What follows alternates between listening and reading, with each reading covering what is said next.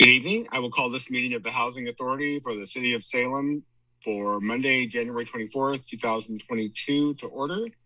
If the recorder will please call the roll. Vice Chair Stapleton. Here. Commissioner Anderson. Here. Commissioner Phillips. Here. Commissioner Leung. Here. Commissioner Gonzalez. Here. Chair Hoy. Here. Commissioner Nordyke. Here. Commissioner Lewis. Here. Thank you. Thank you for joining the Pledge of Allegiance. I pledge allegiance to the flag of the United States of America and to the republic for which it stands, one nation, under God, indivisible, with liberty and justice for all. Thank you. Vice Chair Stapleton, are there any additions or deletions to the agenda? Not tonight. Thank you. I see we have nobody signed up for public comment. Vice Chair Stapleton, do you have a motion on the consent calendar? I do. I move approval of the consent calendar. Second. It's been moved and seconded, and I'm going to read the consent items this evening. So we have item 3.1A, which are the December 13th, 2021 draft Salem Housing Authority minutes. 3.2A, a grant agreement between the City of Salem and Salem Housing Authority. And that concludes the consent calendar. Any discussion? If the recorder will please call the roll. Commissioner Nordyke. Aye. Commissioner Lewis. Aye. Vice Chair Stapleton. Aye. Commissioner Anderson. Aye. Commissioner Phillips. Aye. Commissioner Leung. Aye. Commissioner Gonzalez. Aye. Chair Hoy. Aye. Motion passes. We have no public hearings and no special orders of business, but we certainly have an information report, and I see the Housing Administrator, Nicole Utes, here with us. Ms. Utes, do you have any comments you would like to make before we get to questions on the information reports? Good evening. I'm Nicole Utes. I'm the Housing Administrator for Salem Housing Authority. There was just a couple of highlights that I'd like to make sure and note. The Family Self-Sufficiency Program has been thriving over this COVID season, and they did put their annual... I'm sorry, Ms. Utes, we're having a difficult time hearing you. Could you maybe get closer to your microphone? Oh, I'm sorry. You're going in and out tonight for some reason. Can you hear me now? I think so. Okay, I can try this again. I'm Nicole Utes. I'm the Housing Administrator of Salem Housing Authority. And tonight I just wanted to highlight a couple of things. We've included the Family Self-Sufficiency Annual Report with lots of great information in there, including how well that program has thrived over this last year. And then on the front cover, we just highlighted again the Shop with a Cop that we were able to do in person, which is something that we haven't been able to do the last couple of years, which has been, had a great turnout, a lot of great collaboration between law enforcement and the housing authorities. The other thing that I wanted to note is this is our quarterly report, program management report, and the applicant statistics are included. And the one thing that is shocking that I thought I'd bring to the attention is that our senior properties are listing an average income of less than $1,000 per month for those individuals that are applying for these programs. And the total number of individuals applying is over 39,000 at this point into our different programs we have at the Housing Authority. So the need out there is great. I would state that with the programs we're running, they have to apply for each program individually. So some of those could be duplicate numbers, but just wanted to bring that to your attention. As well as the Homeless Rental Assistance Program is almost at capacity for this year. So they've almost filled all 25 slots for this fiscal year. Excellent. That's good news. People are reaching out and getting into that program. That's awesome. Are there any questions for Ms. Utes? Commissioner Anderson. Thank you, President Hoyer.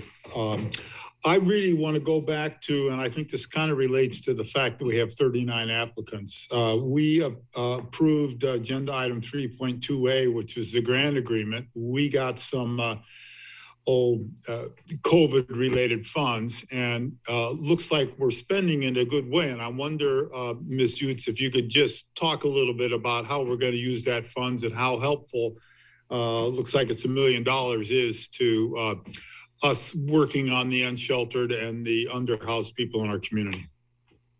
Absolutely. So that is a pass-through grant to the Housing Authority, and we're very excited about it. It does provide us $500,000 for the Homeless Rental Assistance Program for us to be able to engage and do additional outreach, as well as keep those housed who struggled through COVID during the pandemic in their ability to thrive or stabilize for that first year before graduating onto the Section 8 program. So that's very important to us that we continue those wraparound services with those individuals who need it the most for the upcoming cycle to ensure that they can graduate into the Section 8 voucher program, which doesn't have the same level of wraparound services as the homeless rental assistance. Those case managers have caseloads of over 500 individuals in the Section 8 program and cannot go out and do home visits and regular visits on a weekly basis with people who need or who are struggling and need a little bit more assistance. On top of that, we intend to use that funding to help with our landlord navigation program by expanding it and having another 1 or 2 landlord navigators. Those have been absolutely instrumental in us being able to connect individuals with landlords who can meet the barriers or their needs. We actually have one currently. She spends 8 hours a day on the phone with individuals and landlords throughout Salem area. She's grown such a relationship with all of them. She's getting a notification immediately when things are available, connecting instantly with individuals to make sure they get first opportunity to try to get acceptance onto those programs. And we've been able to house quite a few vouchers. The one thing that is not listed on because it's a new program that was received at the Housing Authority, is the Emergency Housing Voucher Program. And that we received 34. We are actively working between our outreach navigators, landlord navigators, and Section 8 program to quickly fill those. And that's a wonderful program to get some immediate assistance out there to those most in need. Thank you. And Ms. Yates, if I'm not mistaken, not every housing authority or provider gets those emergency vouchers. It's just those that apply, and I understand that not everybody is actually able to utilize them. It's through your good work that we're actually able to make good use of those. Is that correct? Absolutely. So each agency was offered an allocation, and the Housing Authority of Salem did accept those, as well as West Valley Housing Authority in our area. We are collaboratively working with West Valley to try to provide them support and assistance so that individuals who cannot locate with those vouchers in the West Valley criteria can come to Salem and use them. Thank you. And for those who aren't familiar with West Valley, that's the Polk County Housing Authority that works in West Salem and Dallas and other communities, correct? Yes, that's correct. Thank you. And I see we have Mr. Powers' hand up. Mr. Powers. Thank you, Chairperson Hoy. I did not clear this with Nicole, so I might be catching her somewhat off guard, although I think she'll recover very quickly. We use the terms navigator, outreach worker frequently, and some people may be thinking, particularly people watching us this evening, because I know commissioners have a higher knowledge, but people might think, oh, they're just sitting at a desk, they're on the phone. I'd like Nicole to share with the board a recent example of one of our outreach workers, perhaps a navigator, that really demonstrated our employees' concern and care for those unsheltered in our city. So Nicole, I think you know the example that I'm referring to. If you could please share at least the highlights of that really incredible work by that person. Absolutely. I passed along an email that I received regarding the work of our couple of our outreach navigators, which those individuals work closely with the Homeless Rental Assistance Program. But they're actually funded through the Emergency Services Grant with our through our COC. So these individuals are highly trained in de-escalation, trauma-informed care, and they spend about 6 of their 8 hours a day out in the field in camps trying to navigate and connect individuals with services, provide them things that they may need that will help them survive from day to day. And they often respond with law enforcement officers, or if it's public works or whoever may need their assistance. They are the first-hand individuals that go in before an area is tagged for towing or clearing of a camp. They are the ones who go in and provide all sorts of outreach services and navigation to try to connect them before those camps are actually disbanded. So on this particular day, they were working underneath an ODOT underpass, and the Salem Police Department called for their assistance with a gentleman who was escalating very quickly. The law enforcement officers were not able to de-escalate the situation and felt that having a navigator come in place may help diffuse the individual and get them out of underneath the underpass. This underpass was probably about 4 feet high, very close confined quarters, had rats and very not the greatest conditions by any means.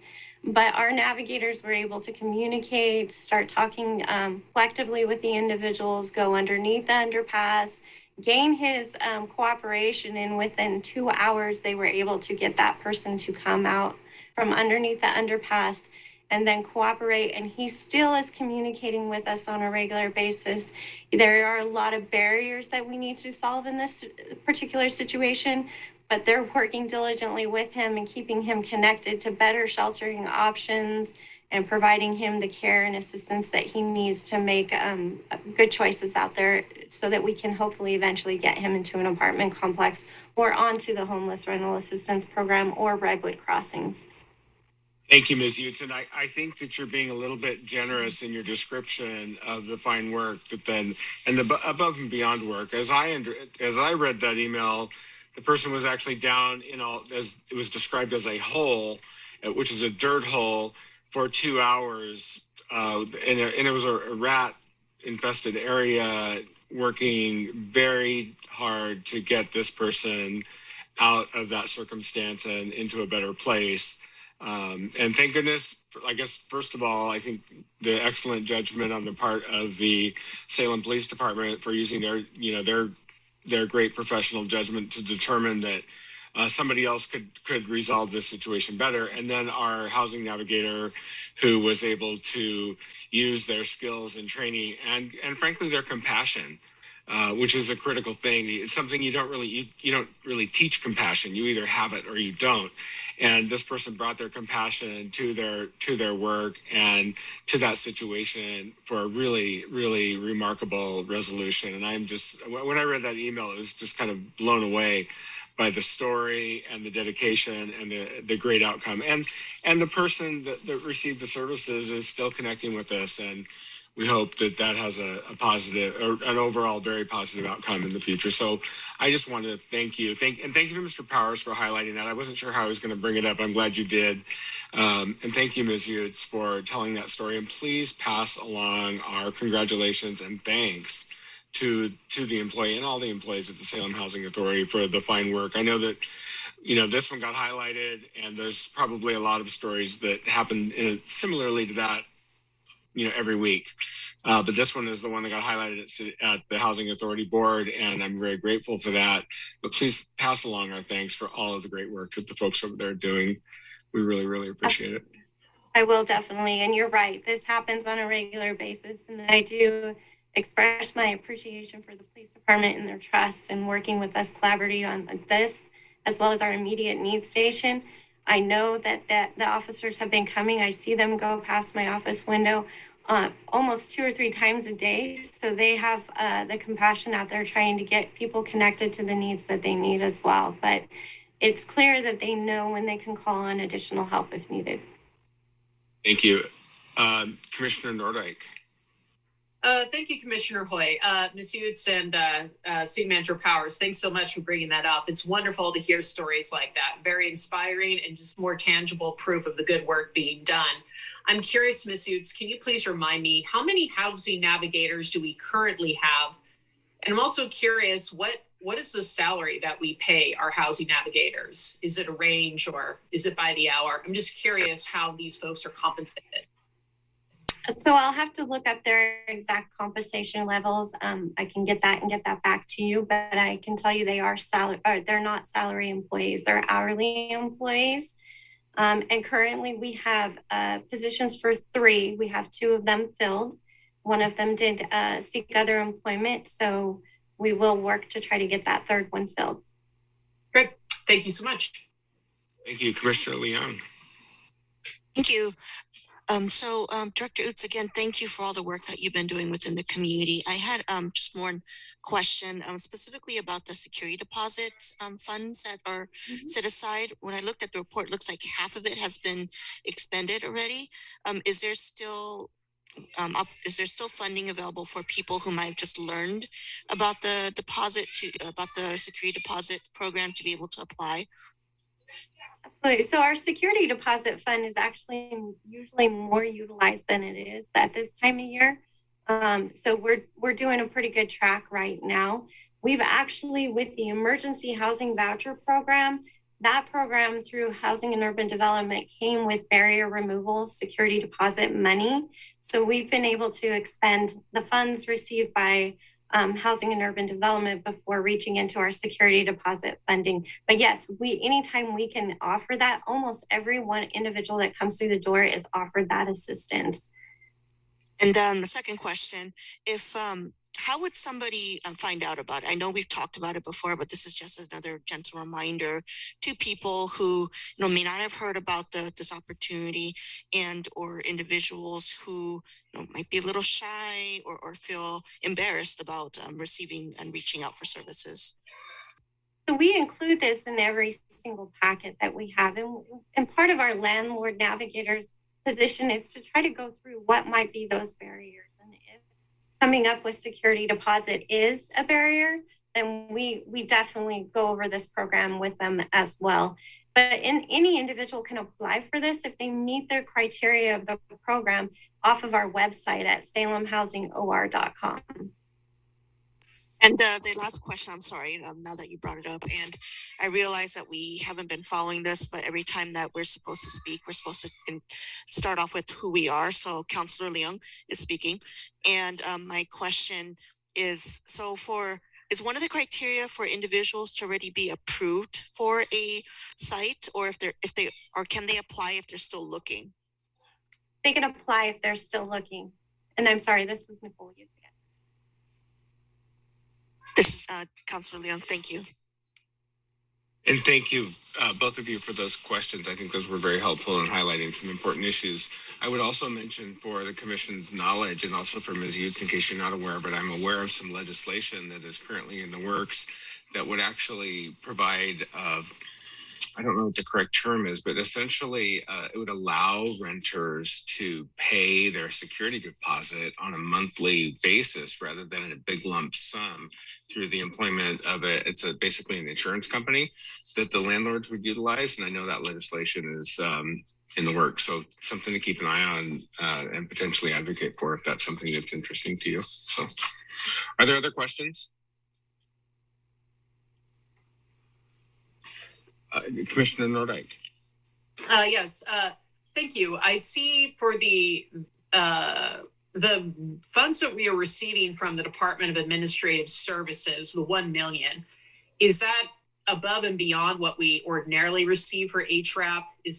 I see it's from fiscal year 2021, 2022. I'm just curious if this is the sum we expected to receive, the sum we always receive, or was this a one-time boost in funding that we can use towards HRAP? This was a one-time assistance that we applied for through Department of Administration. Okay. So it's a one-time above what normally, in effort to keep those individuals an additional year in place. Okay. And I'm just curious, I don't know much about the background of this. Was there an unusually larger pool of money available from that fiscal year? What I'm getting at is that's great. I love seeing more resources available for HRAP. We all know it works and that it's evidence-based. I'm just curious, do we anticipate having other opportunities to look for these additional funds in the future?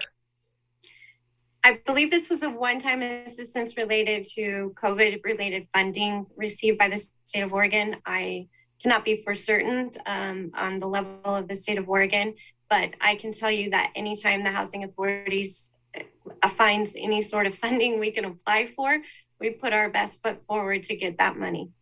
Right on. Thank you so much. Are there any other questions or comments for Ms. Yates? All right, seeing no further business, the Housing Authority is adjourned.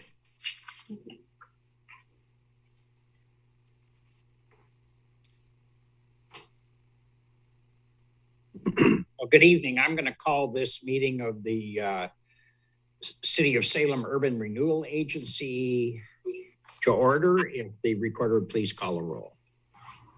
Board Member Stapleton, Here. Board Member Anderson, Present. Board Member Phillips, Here. Board Member Leung, Here. Board Member Gonzalez. Here. Board Member Hoy, Here. Board Member Nordike, Board Member Nordike, Board Member Lewis, Here. Chair Bennett. Here. Okay. Any additions or deletions, Councilor Hoy? No. I don't have anyone signed up for public comments, so let's go ahead with the consent calendar. Thank you, Mr. Mayor. I move approval of the consent calendar. Second. Second by Councilor Phillips. So the consent calendar consists of item 3.1A, the December 6, 2021 draft urban renewal agency minutes. 3.2A, the fiscal year 2020-2021 urban renewal agency annual financial report. Item 3.3A, the North Gateway Urban Renewal Strategic Project Grant Program. Item 3.3B, appointments and reappointments to the Downtown Advisory Board and West Salem Redevelopment Advisory Board. And that concludes the consent calendar. All right, thank you very much. Just one thing, Ms. Rutherford, do you want to say anything about the financials on this thing, the annual financial report? It balanced or? I can speak just briefly to this. This is a statutory requirement that we produce annual financial reports for the urban renewal areas every year. We have to publish a notice in the paper. We have to send the reports out to our affected taxing districts. And I'm sorry, I want to apologize to our interpreters. I should have said that this is Kristen Rutherford at the beginning of this, all working on this new behavior here. So we send this out to our affected taxing districts and it reports to them every year how much of the division of taxes is coming to the urban renewal areas as opposed to flowing to affected taxing districts. Then we'll also make ourselves available to meet with the taxing districts if they're interested to give them updates on projects. Great. Thank you very much. Are you hearing from our taxing districts at all?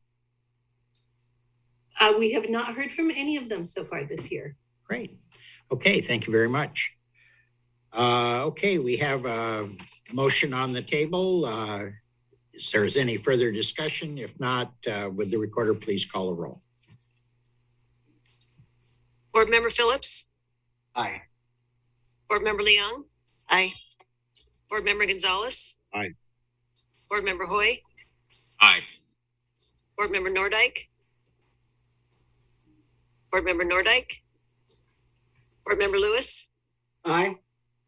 Board Member Stapleton, Aye. Board Member Anderson, Aye. Chair Bennett. Aye. Okay, motion passes. I see we have no public hearings, no special orders of business. We have an information report on purchases approved administratively. Any questions or comments on this? Okay, seeing none, that's the end of our business, so we're adjourned.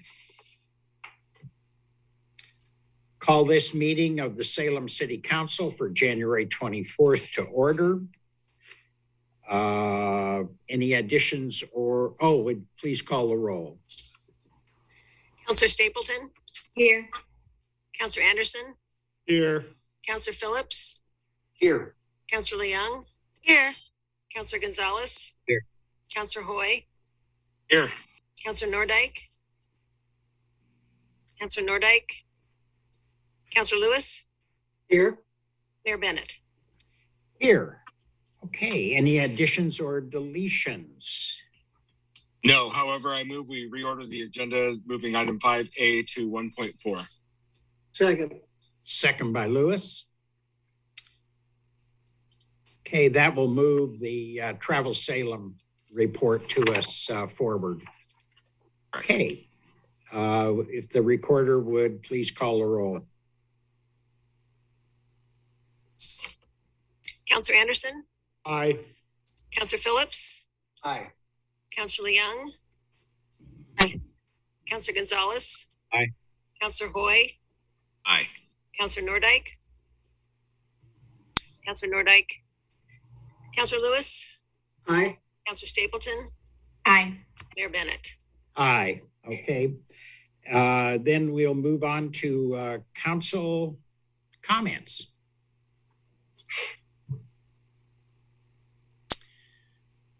Okay. Oh, Counselor Anderson. Thank you, Mr. Mayor. I have three things I just want to talk about briefly. The first is the Climate Action Plan of Salem. As everyone knows, we have done a lot of study and work on the Climate Action Plan. Councilors Nordike and Gonzalez were on this with about 30 or 35 other members of the community.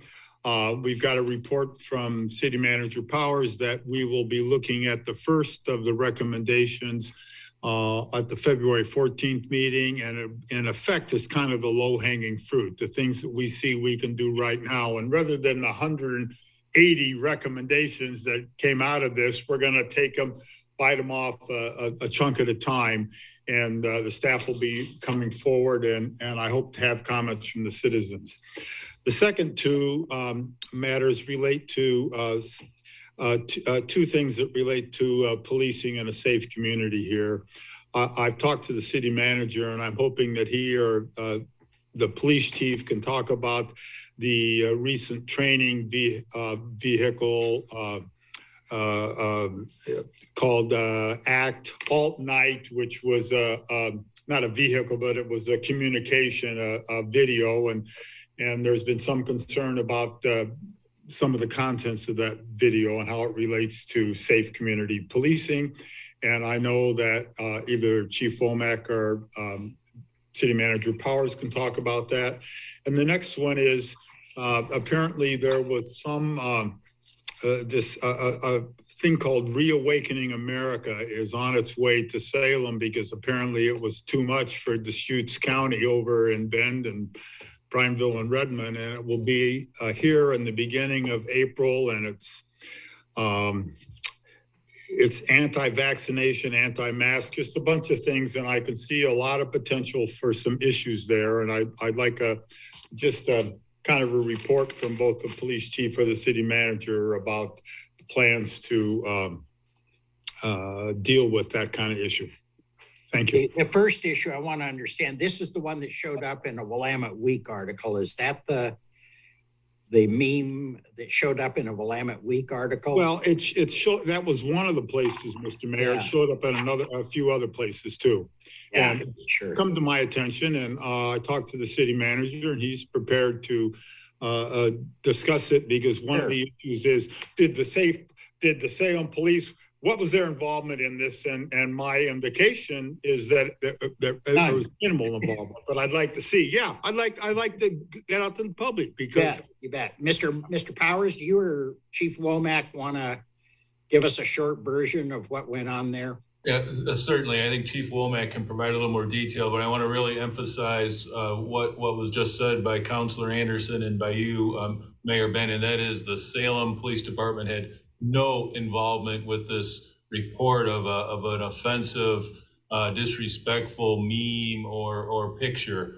Our only connection has been this crowd response training over the years has been done by 4 law enforcement agencies. One of those has been the city of Salem, but for that specific training, that specific use of that inappropriate picture, our department had no involvement, and Chief Womack can provide a little more detail, as well as speak to how it is so contrary to the values of our department. Chief? Yes, thank you. Excuse me, City Manager. This is Trevor Womack, Chief of Police. As the City Manager stated, our officers had no part in producing that material or co-teaching that material. This is a multi-day course. It's a statewide course for crowd control training that's taught by multiple agencies. And our role is each agency teaches different parts of the training. And so we were not involved in any part of the presentation regarding that. We were completely unaware of it until I saw the news reports like others. And so that's the extent of our involvement. It was hard to tell even from just the media reports is what I really have, but when the training actually occurred, it looks like they talked about the training in 2018 and we didn't send any officers to that class in 2018. And so from the best I can tell so far that we've looked, we've had no connection to it whatsoever. Thank you. Thank you, Chief. So any suggestion we were involved is just absolutely inaccurate and we had no involvement in that meme and that set of comments associated with the treatment of police and demonstrators. Okay. How about this church group out on Portland Road? What's the deal out there? Oh, we're aware of the event. It's been in local media too.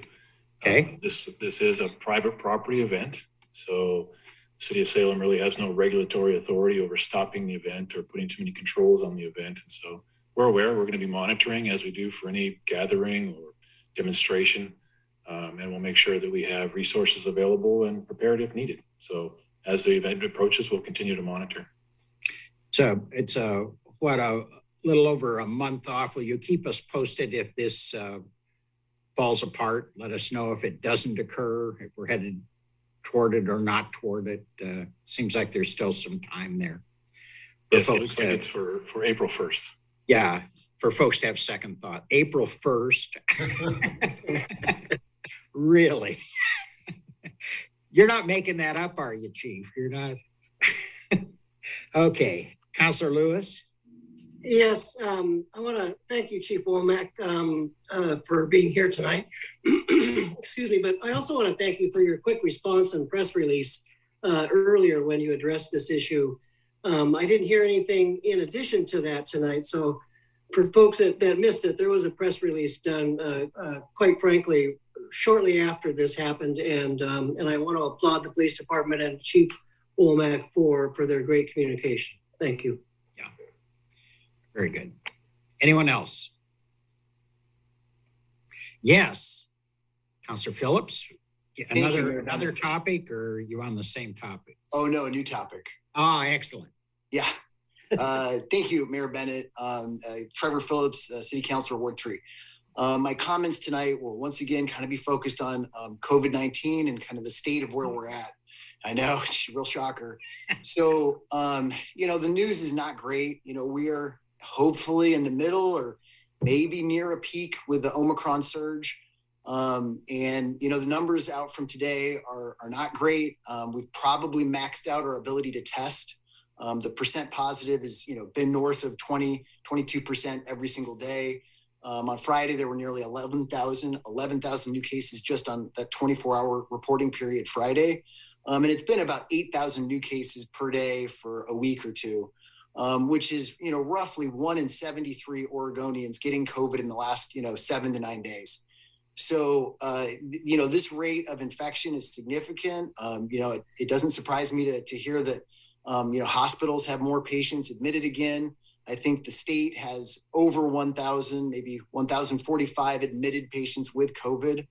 And I know that Salem Health released on their Facebook page that they're back up to 109 admitted patients with COVID-19, which is the second highest that they've reported on their point in time reports and updates that they do via Facebook.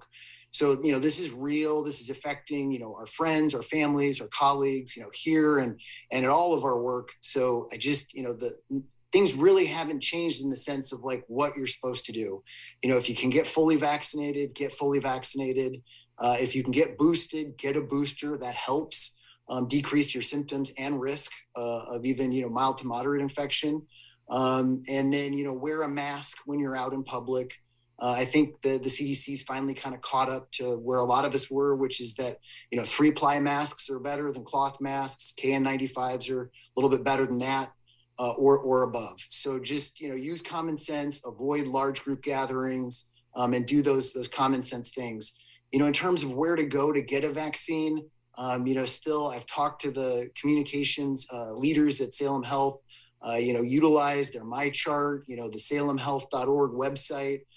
You've got Marion County, you've got Polk County. There are clinics and pharmacies throughout the community where you can get more detailed information on where to go. Don't give up. Like if you've got like a conflict in one place, you're going to find openings in another. The real crunch right now is in testing. And it's just, you're going to have to be, patient and try, your second option or third option sometimes. And the hope with the modeling is that the peak hits, no later than the beginning of February. But it is just really busy. It's not a good time to be sick in general. Of course, we will always take care of you if you're unstable or have a critical need, but drive the speed limit, don't take chances. Now's not the time to do deferred roof work. Common sense right now. It's incredibly busy, in the healthcare setting. So thank you for the time.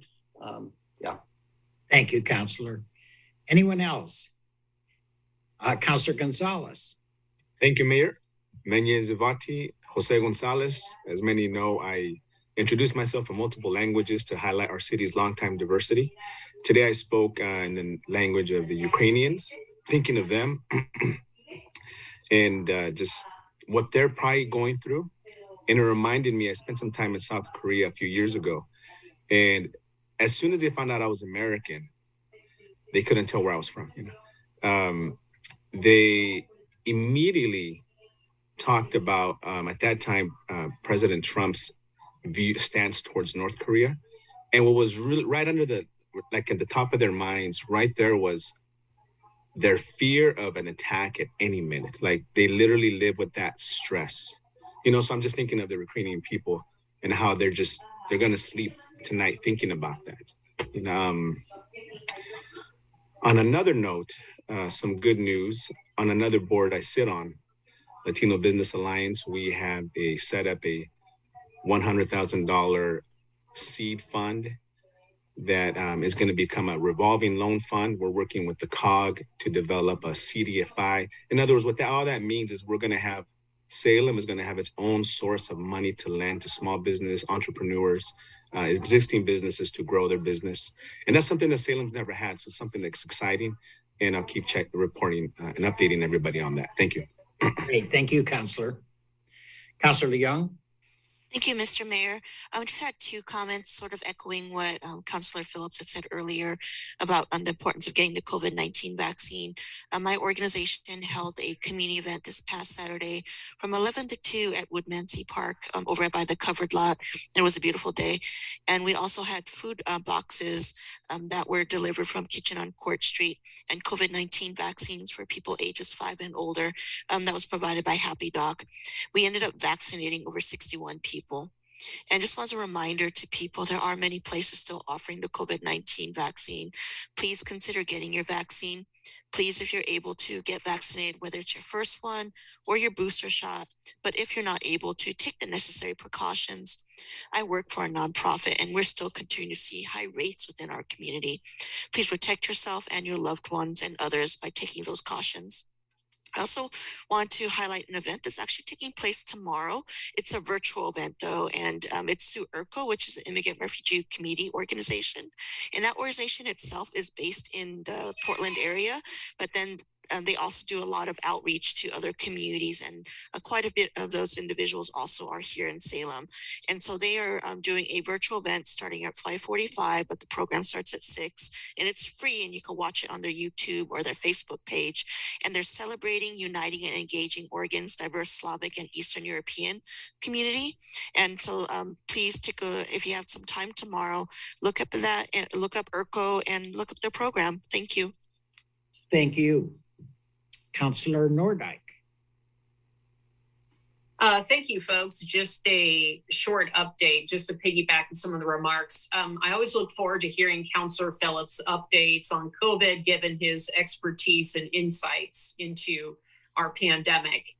And I want to let folks know that the federal government is now providing free at-home COVID-19 tests that you can order by mail.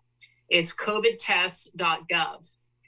And their website says every home in the United States is eligible to order 4 free at-home COVID-19 tests. The tests are completely free. The shipping is completely free. I ordered them myself. They're not going to arrive overnight. It's not prime 2-day shipping or anything, but I recommend that. Even if you don't have symptoms now, you never know when or how you might develop symptoms. I feel like I'm one of the last men standing right now. I have not gotten COVID yet. And I'm on track to get my booster. I have my appointment for it and everything. But if you want to avail yourself of the free test, I urge you to do so because you never know when you're going to need one. An important catch is that they allow 1 order per household. So you can't enter in multiple requests for your son, your daughter, and so your spouse and so on. It's 1 per address. So please keep that in mind and please don't abuse the system, folks. But I'll say it one more time, plugging the federal government one last time, covidtests.gov, G-O-V. Thank you so much. Stay healthy out there, folks. Thank you, Councilor. I did the same thing. I applied for that and it was very simple. I did it as soon as they opened that portal up. I signed up for it. It will be a little while before they arrive, but it was very, very easy to do. So I join you in recommending that. Jim Lewis. Thank you, Mr. Mayor. Councilor Lewis here. And not me, but my wife ordered the COVID test the day before it actually officially opened. And what I'm hearing now is that those folks that ordered it on the day before it was available are starting to get those tests now. So it should be coming, if you ordered it soon, it should be coming to a mailbox near you. But what I wanted to do, I don't generally talk a lot, but I was walking through Riverfront Park this Sunday on a beautiful day and I realized we're only 10 days from Groundhog Day. And for me, Groundhog Day is the official start of spring. And if you watch the weather the next few days, you're going to see what spring can look like. And I, for one, have been waiting for this time for a long, long time. This is Chuck Bennett. Councilor Hoy and I participated in the groundbreaking at the new, what is going to be the new Public Works building over just off 25th. It's going to be an absolutely spectacular building. And one of the comments throughout this is a thank you to the ratepayers. This is a tremendous addition and terribly needed for guaranteed continuance of public works services throughout any kind of problem. But it's going to be, on top of that, a really well done building. A great deal of it is locally sourced. I can't remember the percentage, like 80% or something, including it's not steel, it's wood in terms of its bones. It's going to be quite a beautiful building. I recommend, I'm sure there are pictures of it or elevations of it on our website. It'd be worth taking a look at. It's a really spectacular building and going to have an impact on the local economy. Okay, anyone else? All right. Oh, sorry, Mr. Manager. Thank you, Mayor Bennett. Steve Power, City Manager. I know that a mural has generated considerable interest and discussion here in the Salem community as well as nationally. Staff are reviewing our options, paths forward, choices for City Council in the area of the sign code. We have some other murals that are not in compliance. So staff will be bringing options for council consideration at a future meeting. In the meantime, there's been a pause. We're trying to work with the property owners, the artists, whomever is key to those works, and certainly that's part of our consideration as we again bring forward to council at a future meeting some policy options for your consideration. Thank you, Mr. Manager. I know I'm very, very interested. I think probably Councilor Phillips and I are both very interested. We get a great deal of email about at least one of the murals. So appreciate you taking the time to really get this figured out. There clearly are issues here that I think the council needs to take a look at. So thank you.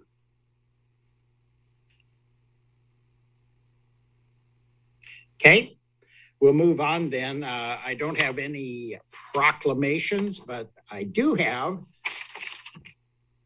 Travel Salem. So Angie, are you doing Travel Salem tonight? I am. Good evening. Good evening. Let me go ahead and get this set up here so you can see my screen. Mayor Bennett, are you able to see my screen there? Yes, I am. Yes, I am. Okay, great. Excuse me, I just disappeared there for a second. That's okay. Good evening. Oops, sorry, hit the wrong button. Good evening. I'm Angie Onyewuchi, President and CEO of Travel Salem. I have a couple quick things. I'd like to first of all thank you, Mr. Mayor and members of council, for having us here this evening. I'd like to recognize a few of folks that serve on our board of directors, Councilor Jim Lewis, Courtney Bush, and Chris Snyder. We're very, very thankful for their participation. We presented this annual report overview to the Cultural Tourism Promotion Advisory Board on January 11th, at which point they did approve this presentation or the report to present to you. And then lastly, I just really wanted to quickly mention that we entered into a new 10-year contract with the city of Salem on July 1st of 2021. So here we go. I'm going to briskly walk you through some highlights. Everything I'm going to show you tonight aligns with our strategic plan, our 5-year strategic plan. The plan is organized into 4 major areas of focus. We have destination experience, destination development, destination marketing, and organization optimization. New this year in the report, we did add a different level of texture so that you could see which funding streams that Travel Salem has and how they are funding the different initiatives that you'll see highlighted in the annual report. So with that, let's jump right in. Destination experience. So our visitor information network was not quite as active, unfortunately, because of COVID. As in previous years, you can see our activity was down about 63%. But that being said, we still did serve 74,000 visitors through our visitor information network last fiscal year. We promoted about 1,500 regional events. That averaged out to about 129 per month. So there was a lot of things happening in our communities, and Travel Salem was busy trying to make sure everybody knew about those. And we provided customized support for about 339 relocation inquiries last year. Our group services work that supports both convention and sports groups that come to town was not as busy as we normally are either. We only served 3 groups. As you know, group business was either not happening at all or very limited. But we were able to reach a little over 12,000 attendees through the groups that we served last year. On the destination development side, which is really about enhancing destination appeal, we participated in a really wonderful, exciting opportunity with WAVA, which is the Willamette Valley Visitors Association. We were able to secure Bravo's top chef in the Willamette Valley. And that episode, the finale anyway, aired on June 18th, right here in the Willamette Valley at Willamette Valley Vineyards. It generated about 1.1 million television impressions, 5.2 million digital impressions, and 318,000 social media engagements. So that was great exposure for our community. And we were really excited to be able to participate in that. In addition, we were very active last year with commercial air service recruitment. We met with SkyWest in January in St. George, Utah, to discuss the path forward with them. We were the only meeting that SkyWest took in the entire month of January. So they're very interested in our community. We attended a couple of trade shows to recruit and engage with airlines, and we're still working on pulling together a market revenue guarantee as well. On the destination marketing side, this is about blazing our brand and promoting the region. Some really great opportunities and things that we took advantage of. In terms of our public relations, which is free exposure that we secure in all different types of mediums across the country and even internationally through our staff work on this. You can see, I'd like to point out a couple things here. So in last year, you can see that our impressions were almost at 100 million. Significantly higher than any previous year, almost double. But the value of that coverage was down a little bit over other prior years. But we were able to really meet and reach a wide group of consumers through the coverage that we secured. 72 articles placed last year. So that was exciting. On the social media side, a couple of posts I'd like to share with you. This was our top performing Instagram post in 2021 featuring Silver Falls State Park. You can see that it reached about 156,000 people, 231,000 impressions. So we do boost this work. We pay to gain that exposure and lure people to our region here so they can come and spend some time, at least stay top of mind. I mean, that was really what we were doing last year as well as we were dealing with COVID. It's really about staying top of mind and inspiring their next trip. The top performing Facebook post also featured Silver Falls State Park. So our outdoor recreation in this area really draws a lot of attention and engagement from consumers. And once we can, get them lured in, we obviously move them around and get them interested in the other things that we have to see and do here. We published 12 blogs that generate about 181,000 page views. This is an example here, explore the hard cideries of the Salem region. So lots of different topics, a lot of different local partners that we're highlighting in those blogs. On the content creation side, we produced 12 in-house videos. And we produced in-house content for 44 Salem area businesses. And you can see the different categories and businesses that we did promote.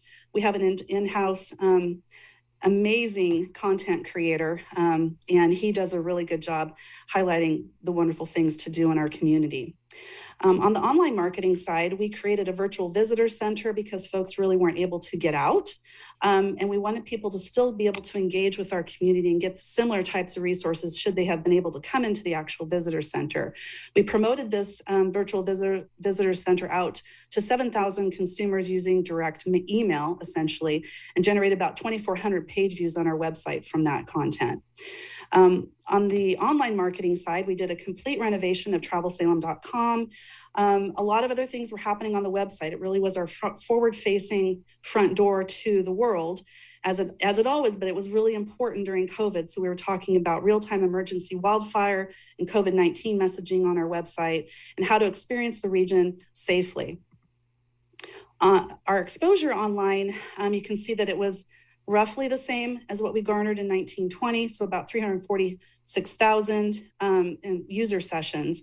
You can see the top 10 countries that were visiting our website last year. And you can see our traffic, overall traffic was down. That's despite a lot of work to drive the visitation to our website. So it was important, every single one of these 346,000 user sessions that we generated put a lot of work in trying to stay top of mind with those consumers.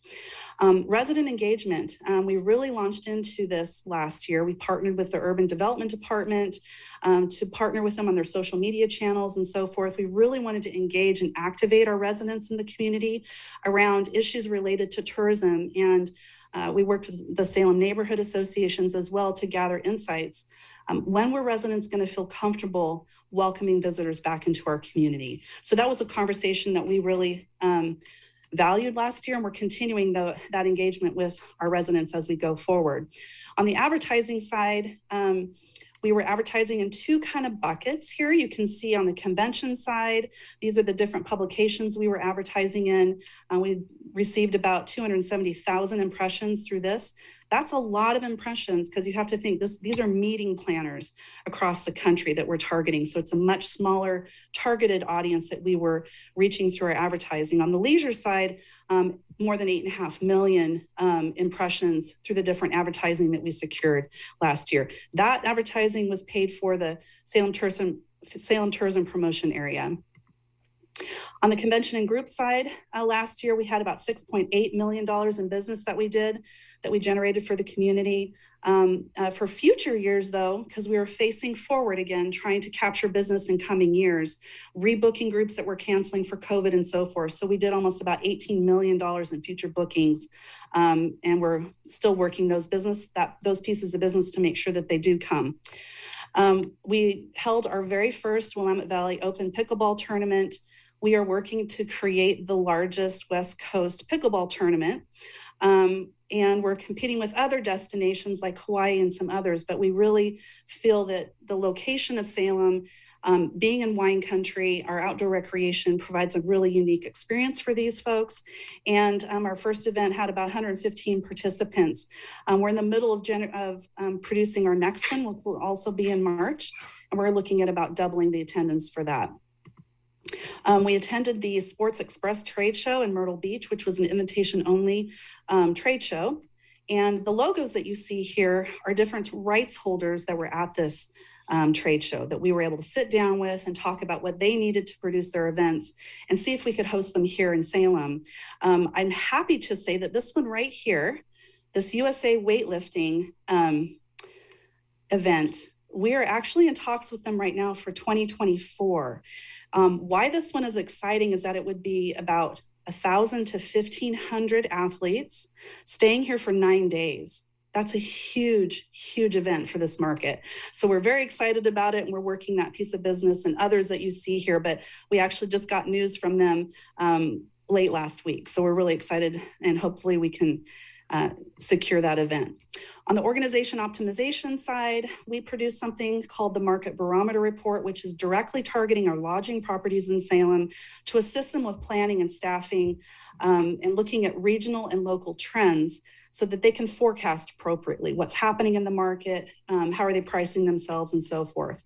So that communication goes out quarterly. On the financial side of things, the pie chart on the left shows our revenues and kind of the finely sliced pie that we're working with in terms of the different types of revenue sources that we use to drive programming on the right-hand side. And so you can see that largely all the dollars go to marketing and PR and convention services and sports. So all those dollars are working very hard for the community. Really quickly, I just wanted to point to what's happening this year and going forward. A lot of really exciting things, some continuing challenges. Our industry is really continuing to face significant workforce challenges. That's not really specific just to the tourism industry.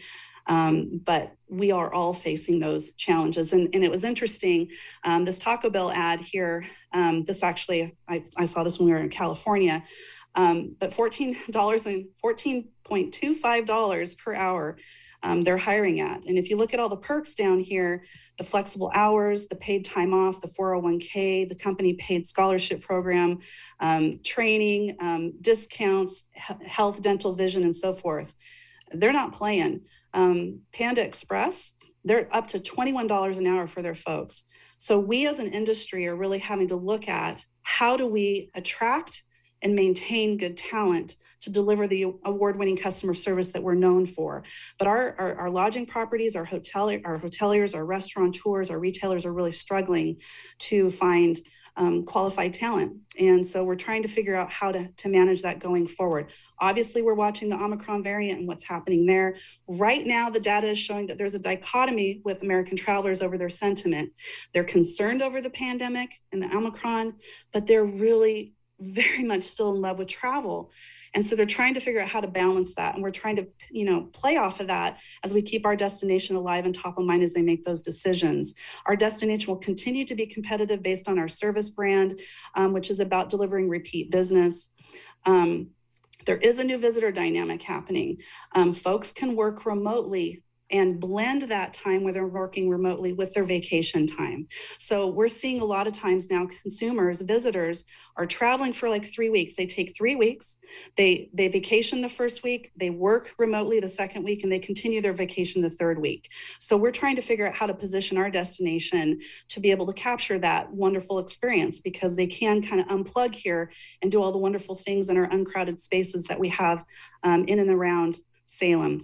We're looking at some new hotels and some new keys coming into the market with Salette's casino project. We're hopeful that that will be able to move forward in the economic impact and jobs that would bring, as well as some additional focus on our destination. We are investing about $1 million right now in Salem tourism promotion area funding into advertising and promotions. We're still working on Fly Salem stuff. We're hoping to have a couple of announcements coming soon. Travel Salem is relocating our headquarters.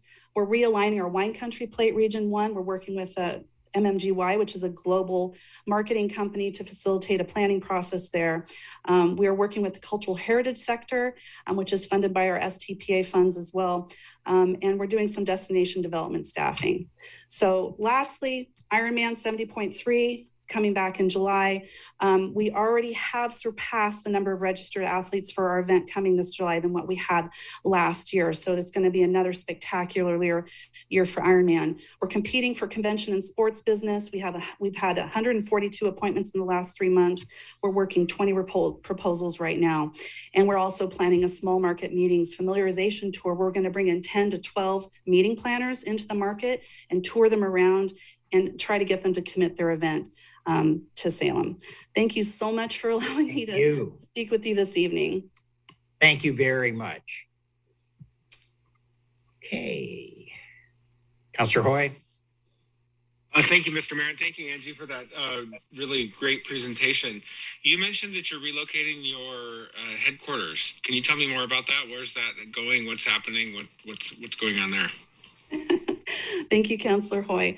Actually, we're really excited about this. You know, with COVID, it actually presented some opportunities for the organization. And we're looking at an opportunity where we can reinvest our dollars, our hard-earned dollars, in a smarter way. So we have a headquarters space that costs a pretty penny to be there, and that's rent that we're paying. We are going to reallocate those dollars into a mortgage, essentially, and purchase our own building. And, you know, in 10 to 15 years, be able to retire that mortgage and use those dollars and pour them back into programming. So it's really a long-term strategy to be smarter with the dollars that we have, use them more efficiently.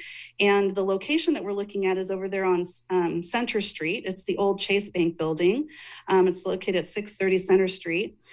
Super excited about the location. It's got parking. It's got a huge parking lot where we might be able to do events downtown and participate and actually have the space engage with the community a little bit better and serve our visitors in a more efficient manner too. So we're really excited about the opportunity. Thank you for the question. That's fantastic. I'm excited, not just for your organization, because you're going to be able to do some great work there, but I'm excited for that part of downtown that really, I think, will stand to benefit from some new energy and some revitalization. So thank you for keeping your commitment to downtown. That's so important, and keep up the great work. Thank you. Thank you. Councilor Lewis. Yes, thank you, Mr. Mayor. Councilor Lewis. Angie, I want to thank you for all the work that you've put in over the last 2 years. I believe I went to one board meeting in person before they shut us down. And I'll put it this way, as an observer in what you do in your business, I'm extremely impressed with the work you have put in and your staff has put in over the last 2 years. A tremendous rug being pulled out from underneath your feet, but yet you didn't stop. You continued to be focused positively. And here we are 2 years later, after maybe the worst 2 years we've had in a long time, but yet we're looking at some great opportunities. You mentioned the Ironman pickleball tournaments, which are one of my favorites. But the idea of bringing commercial airline service to Salem, and I do look forward to that announcement coming up shortly. But maybe the most important thing to me is to see the dedication of your board members, me excluded. But the folks that run the hotels, run the restaurants, run the businesses, and the support that they give you demonstrates their belief in your ability, and you should feel very good about that. Thank you so much. I will share your feedback with them. Thank you. Councilor Nordyke. Thank you. Ditto to everything my colleagues, Councilors Hoy and Lewis said. Thank you so much, Angie, and your entire team. It's been an opportunity to pivot or panic, and you guys pivoted. So congratulations to you. Question about the Ironman coming up. I see that 2,400 have already registered. Can you remind us what's the estimated financial impact from last year's Ironman competition? Thank you, Councilor Nidai. Great question. So our economic impact study of last year's event was a little over $10 million economic impact to the market. And that was about 2,300, 22.5, 2,250, 2,300 participants. So adding another 1,000 plus is going to bring in a lot more economic impact. So we're hoping to get up to 11 million, 12 million. You know, I actually got a message from Dave Christian, and I know you'll remember him because you were there helping us on the front lines at the finish line there. Dave Christian, who is the head guy that works with us on Ironman, he texted me the other day and just said, "We're so excited to come back to Salem. It's our favorite market." And I'm like, what? Oh my gosh. So I just have to tell all of you who are ambassadors and champions for Salem that, you know, Salem really delivered. I mean, Ironman produces events all over the world, and they absolutely love Salem. They love the community. They love the friendliness, the cleanliness, the volunteerism. I mean, we exceeded volunteers in the recruitment of volunteers for our event that blew their mind, 100+% above what they expected. So we really broke some records with them last year. They produced the fastest Ironman they've ever done. It took them 7 months. That's the fastest they've ever launched a new event. So we're really excited about them coming back and continuing to grow this and possibly do a full Ironman instead of a half Ironman, and maybe some other things as well. So thank you for your support. And yeah, there you go. Councilor Leung. Thank you, Mr. Mayor. Councilor Leung here. Angie, you know, you continue to amaze me with the amount of work that you do for Travel Salem. So thank you for, you know, giving the updates, and I'm really excited about the move eventually for your where you're going to be moving Office Center. And I hope that when you're open and ready to go, that you have a great number of visitors, and I'd love to be able to come by and take a look at the new location. Thank you. Thank you so much, Councilor Leung. Great. Okay.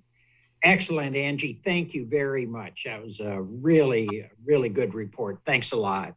Oh, Mr. Mayor, I'm so sorry. I thought of one more question, if I may. Oh, go ahead. Thank you, Mr. Mayor. Angie, you mentioned there was a lot of interest from visitors from foreign countries. And when I saw that list on screen, they were almost all Asian countries. I'm just curious, what is Travel Salem doing to provide culturally appropriate marketing towards Asian countries, persons speaking other languages? I'm just curious, what are we doing to draw visitors from overseas along those lines? Well, that's a really good question. And that's something that we've continued to try to figure out how to communicate to the various folks that do come visit our community. We've had up until really last year, even with COVID, once the Salem Tourism Promotion Area funds kicked in, we've really had limited dollars in terms of what we could do to increase our bandwidth on advertising. So one of the things that we're doing is we partner with Travel Oregon and Brand USA. Their sites allow us to convert our site and their content into other languages. We're looking at our strategic plan specifically is looking at Latinx and Hispanic outreach and community development there with those populations that we really value and that love our destination. And how do we effectively communicate and plug them in? So we're still kind of in a fledgling stage, to be really honest with that. It's going to take a lot of resources that we don't currently have, but we are looking for ways to inch the needle forward as best we can. But it is important for us. I mean, we are very heavily involved in RDEI, not only for our communities with the whole region though, and we're working with Willamette Valley Visitors Association on that too. So creating access to our destination through our materials, our messaging is really important. And I think we have to also figure that out on the social media side too. But I promise you that while I can't tell you, oh my gosh, we've got all this going on, we are trying, we're making incremental differences, and we're looking for those opportunities where we can, but it is a priority for us. And I'd love to stay in touch with you about what we're able to do and what opportunities we're looking at. Thank you. Okay, we're going to move along then. Thank you again, Angie. Very good. Move on to public comment. DJ Vincent on 3A and 5C. DJ? Mr. Mayor and councilors, it is an honor to be with you again. I am here. I live in Ward 3. I am the pastor and director of Church of the Park. I am talking about the micro shelter effort tonight. Again, I spoke with you earlier about how these two communities that thank you very much, you as the council have invested in and approved the two existing spaces on Portland Road. They provide safe, sanitary, and supportive environments for our guests. I shared with you that we've served over 100 guests at the first site. It opened in April, and we've seen almost 40% of those folks move on to positive destinations. I emailed you today a greater breakdown of what some of those different destinations are, and we are a part of the homeless management system where we're tracking every intake and every exit, exactly where those folks are going. The second site is for women and families. We now have a capacity at that site for over 120 people. So this was our end of year report, and we were seeing 70% of those folks move on to a positive destination. So tonight on your agenda later, you're gonna see the opportunity to approve 3 sites. 2 of those put forward by private business owners. This is a huge breakthrough. I know both of them are listening to this meeting right now, as well as the site on Turner Road that Church of the Park owns. I just want to highlight the yellow star in the middle. That is the original site at the old DMV, and the fact that if you approve the place on Center Street at 1280, that would be able to help us move those 80 beds and not lose 80 beds. We have 120 beds possible at the Portland Road Catholic Community Services site. And I just want to emphasize, if you only approve one site, we're basically just going to stay at 200 beds and great results.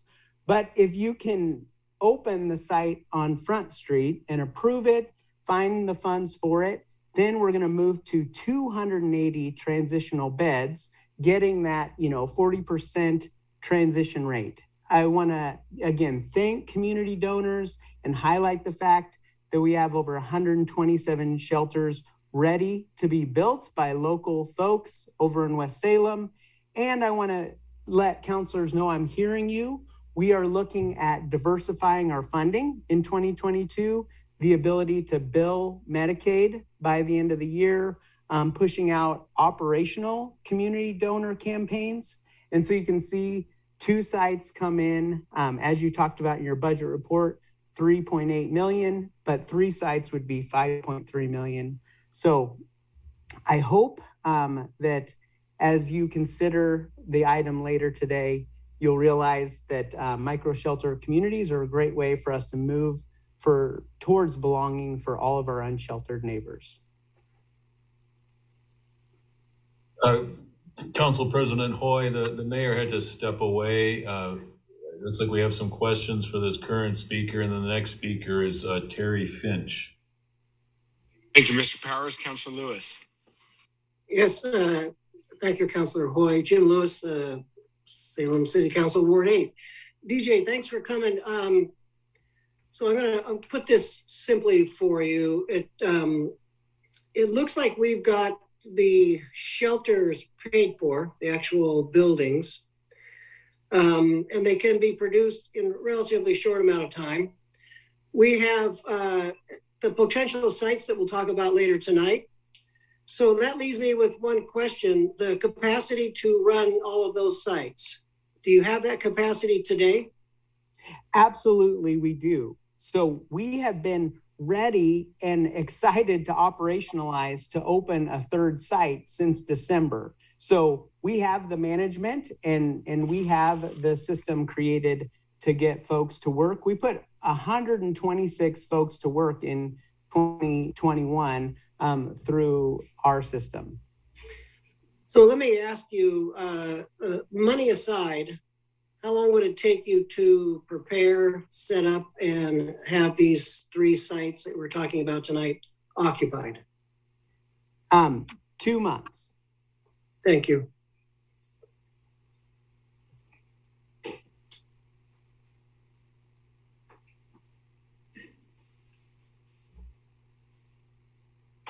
Councilor Phillips, I'm sorry. Thank you, Mayor Bennett. Councilor Phillips, Ward 3. DJ, thanks for coming tonight. And I read your, the written testimony you submitted earlier today. I appreciate the additional detailed follow-up. My question is a conversation I've had with a few of my colleagues, which is, is there really, a cap that we should have per location in terms of shelters? I know that when we toured the pavilion, a year ago at the state fairgrounds, it was about 40 or 50, shelters.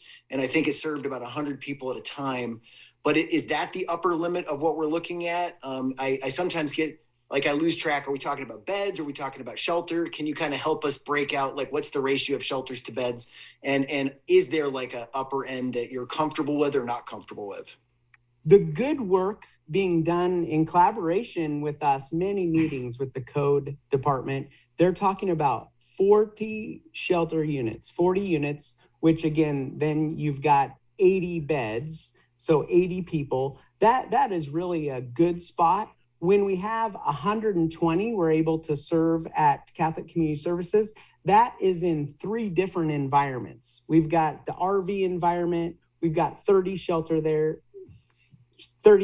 and then we've got indoor sheltering happening at that particular site. So we're very happy with the 40 shelter unit limit, and that's about 80 people as the average that a site would serve. Thank you. That answers my question. Okay. Anyone else? Councilor Nordike. Thank you, Mr. Mayor, and welcome back, DJ. It's always great to see you, and please extend my gratitude to your entire team. I have volunteered alongside your folks at Church of the Park, and I'm so grateful for all the work you continue to do. You mentioned briefly the possibility of Medicaid reimbursability. I know we have a packed agenda. Can you just give me the short answer? And if there's a longer answer, I'd be happy to meet with you separately, but I'm mindful of the number of items on our plate tonight. I'll get an email out, but we have an incredible navigation team and a team lead that has 10 years of experience of doing this out of Spokane. We have written grants to Pacific Source, as mentioned, so that we can bulk up our capacity with health navigators and specifically increase our capacity on the tech side so that we're HIPAA compliant and are going to be able to bill Medicare for Medicaid. Thank you. Councilor Hoy, thank you. Thank you, Mr. Mayor, and thank you, DJ, for coming down, and thank you for all the great partnership and work with the city. I'm curious about your organizational capacity beyond 3 or 4 sites. Do you feel like you've reached your max, or do you feel like maybe you could take on more micro-shelter sites? Should we be maybe considering partnering with an additional nonprofit to help us manage those? Where are you at with that, do you think? Well, we have been doing consultations with other cities. We would do consultations with other nonprofits who wanted to build capacity. But, my hiring strategy is to find the best, brightest people available and bring them on our team. And I couldn't be more excited about our management team. You've seen the models that we put forward for 5 sites. I feel very confident that we can scale to 5 sites. I've been promoting a vision for 8 sites, which I believe we could do. But we, again, you notice we want to partner with everybody who is doing anything for those who are unsheltered. Therefore, if another group wanted to build their capacity for micro sheltering, we would come right alongside them. Thank you. And I hope you didn't take my question the wrong way. We've been talking about 3, and I just wanted everybody to have a sense of, do you feel like you could grow, or do we need to help you out with some other resources or something? So thank you for those comments. Appreciate it. DJ, I had one question on your safe parking, that side of the business that you're involved in. Are you running into the same problem we're running into in terms of dealing with the abandoned vehicles? Are you familiar with that problem yet? Well, we try to get on things as quick as possible. So I'm very encouraged this year that we've seen a church come on board every 2 weeks. So thank you to the faith community. Thank you to those churches coming on to have people park in their parking lot. But soon as we see a problem, we work with mechanics and, we try to get people moving, but it's a challenge. I'm not going to say you're familiar with the problem I'm talking about then, which is we're having trouble now disposing of abandoned or derelict vehicles. Right? Yeah, RVs. I mean, we're all working on this together. Okay, and I just want to make sure you're part of that business. That I've had to call in scrap folks to cut up abandoned RVs on site and haul them off. Okay, because we're going to talk a little more about that, and I want to make sure it's something that you're experiencing as well. Okay, good. Okay, thanks. Terry Finch.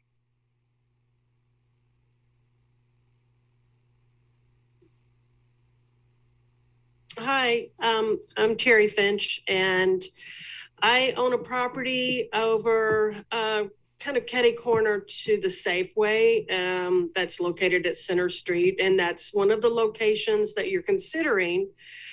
And I have a real concern about the impact to the neighborhood, and not so much for the micro shelters themselves, but what it could bring with it. Already that corridor between 12th and Center Street and Marion Street along 12th is littered with trash, and it's overflowing. It's an ongoing, continuing problem. So it doesn't instill a lot of confidence in me that that area is going to be kept up. In other words, I don't want to start having, encampments all around the perimeter of Safeway and then trying to determine, are they on city property? Are they on Safeway's property? And are they on my property? I've already had some people leaving stuff in my yard. That's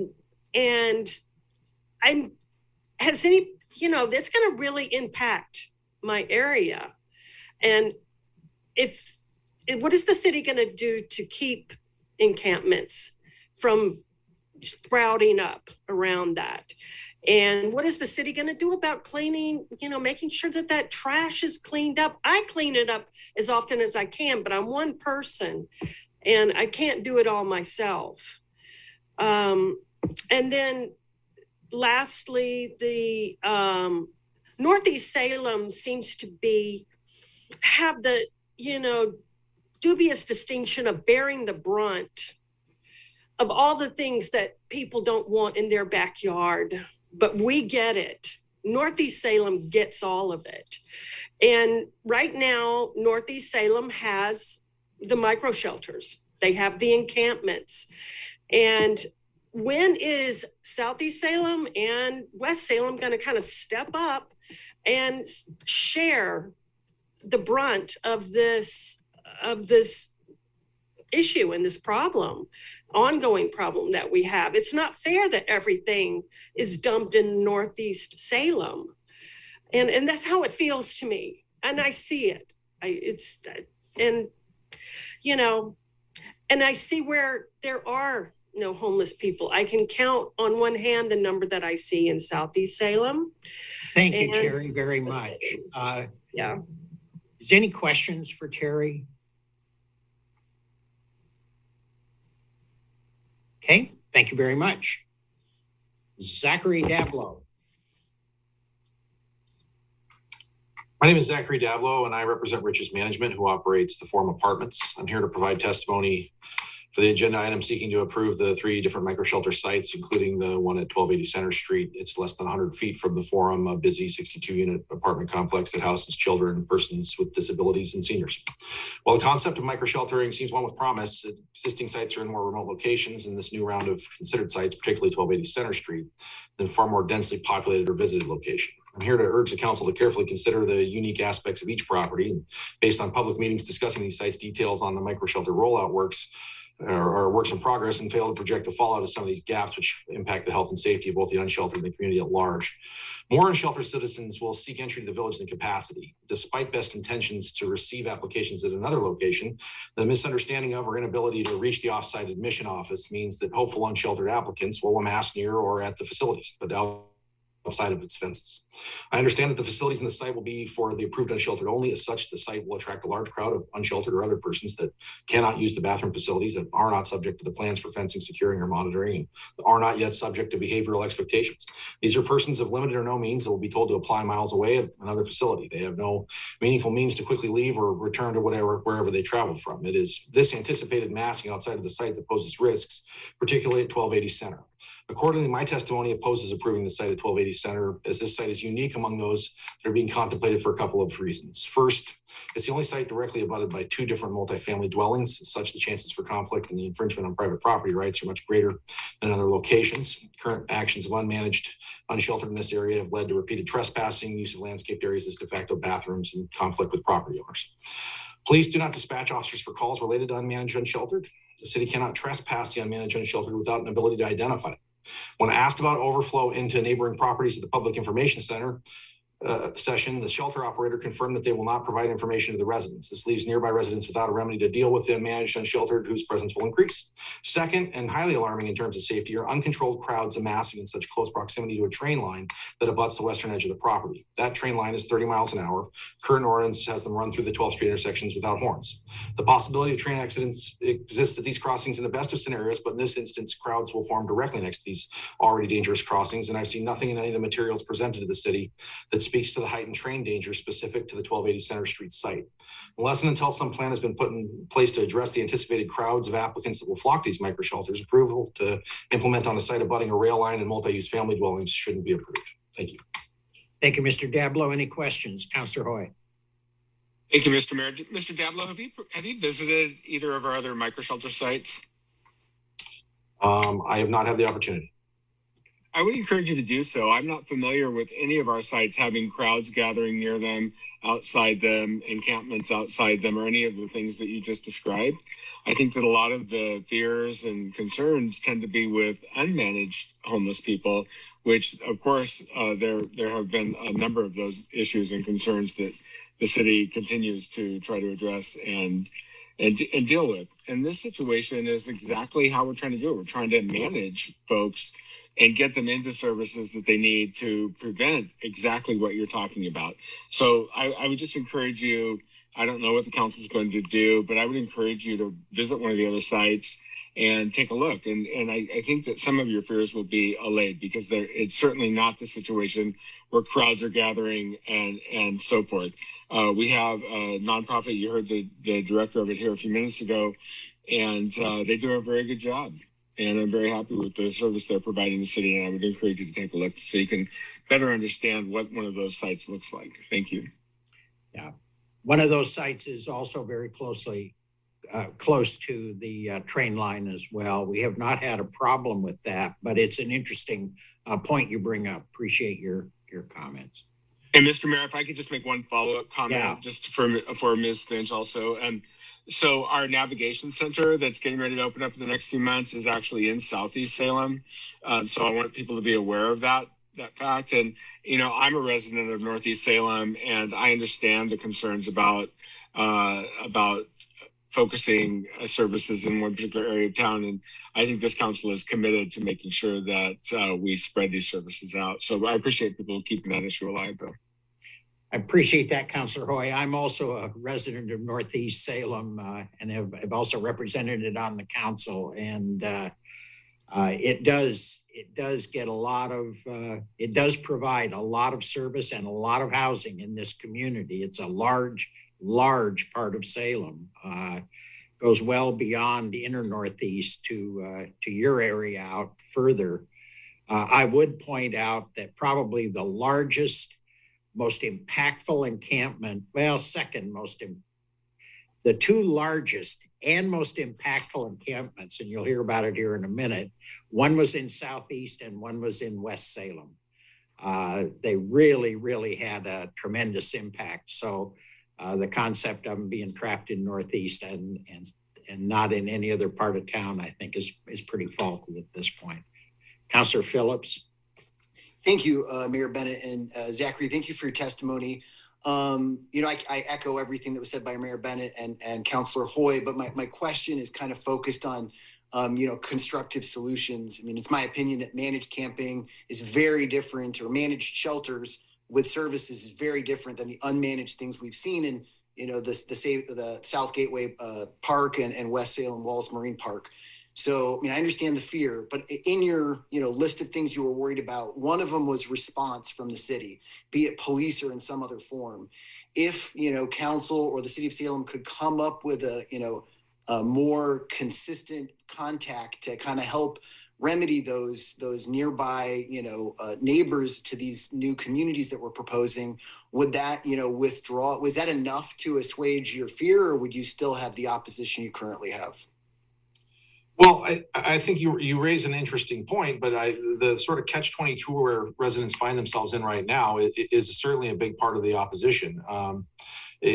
As far as I understand it, that's where when we're moving these sites from places that are farther away from current encampments to right into very, very close proximity to unmanaged encampments now, I think when you're going to have that flood of stuff in, you're going to need infrastructure like that. I think the 1280 site is particularly troublesome because of the high-speed rail moving right through it and in close proximity to exactly where the entrance to the village would be. And you're going to have those encampments approaching that saying, oh, I'd like to get signed up for that. It's a good program. We should get it signed up. But that's not where the administration occurs. And as people get redirected, I think it's a very different scenario from someplace that's further out on Portland Road or further away from existing encampments in terms of the potential for the crowds that are likely to amass. And I haven't seen a lot of specifics in terms of how the city would manage this particular interplay. It's a high volume issue. It's going to come up again and again. It's already coming up now.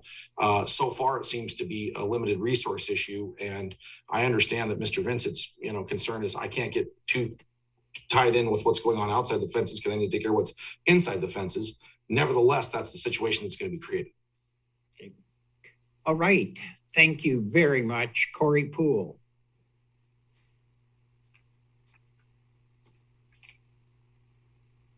Good evening. I'm going to share my screen.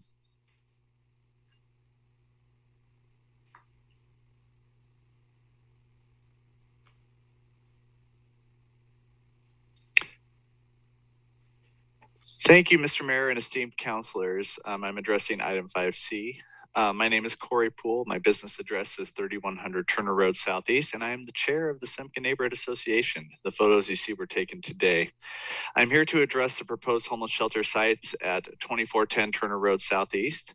Most of you know the turmoil our neighborhood experienced after the city designated Cascade Gateway Park as an unmanaged camping location in 2020. Nearly 2 years later, we still cannot access our neighborhood park. After the city spent hundreds of thousands of dollars cleaning up the Cascade Gateway Park this summer, the south end of the park has once again been taken over by homeless campers, bringing in large amounts of garbage, attacking trees with machetes, and causing a great deal of disruption to the neighborhood, all in a park that is supposed to be closed to everyone. I bring this up as a counterpoint to what we want to see. We want to see these people safely housed. Living in a tent in a city park will do little to address the varied needs of this population. I personally feel that these proposed micro-shelter villages are an important step towards the goal of getting Salem's homeless off the streets and into stable housing. But we need to be realistic and take measures that will help ensure that this and other micro village sites are successful. We would like a commitment from you that if approved by council, the Turner Road site will be secured with a chain link or wooden fence between the site and neighboring properties, including Cascade Gateway Park.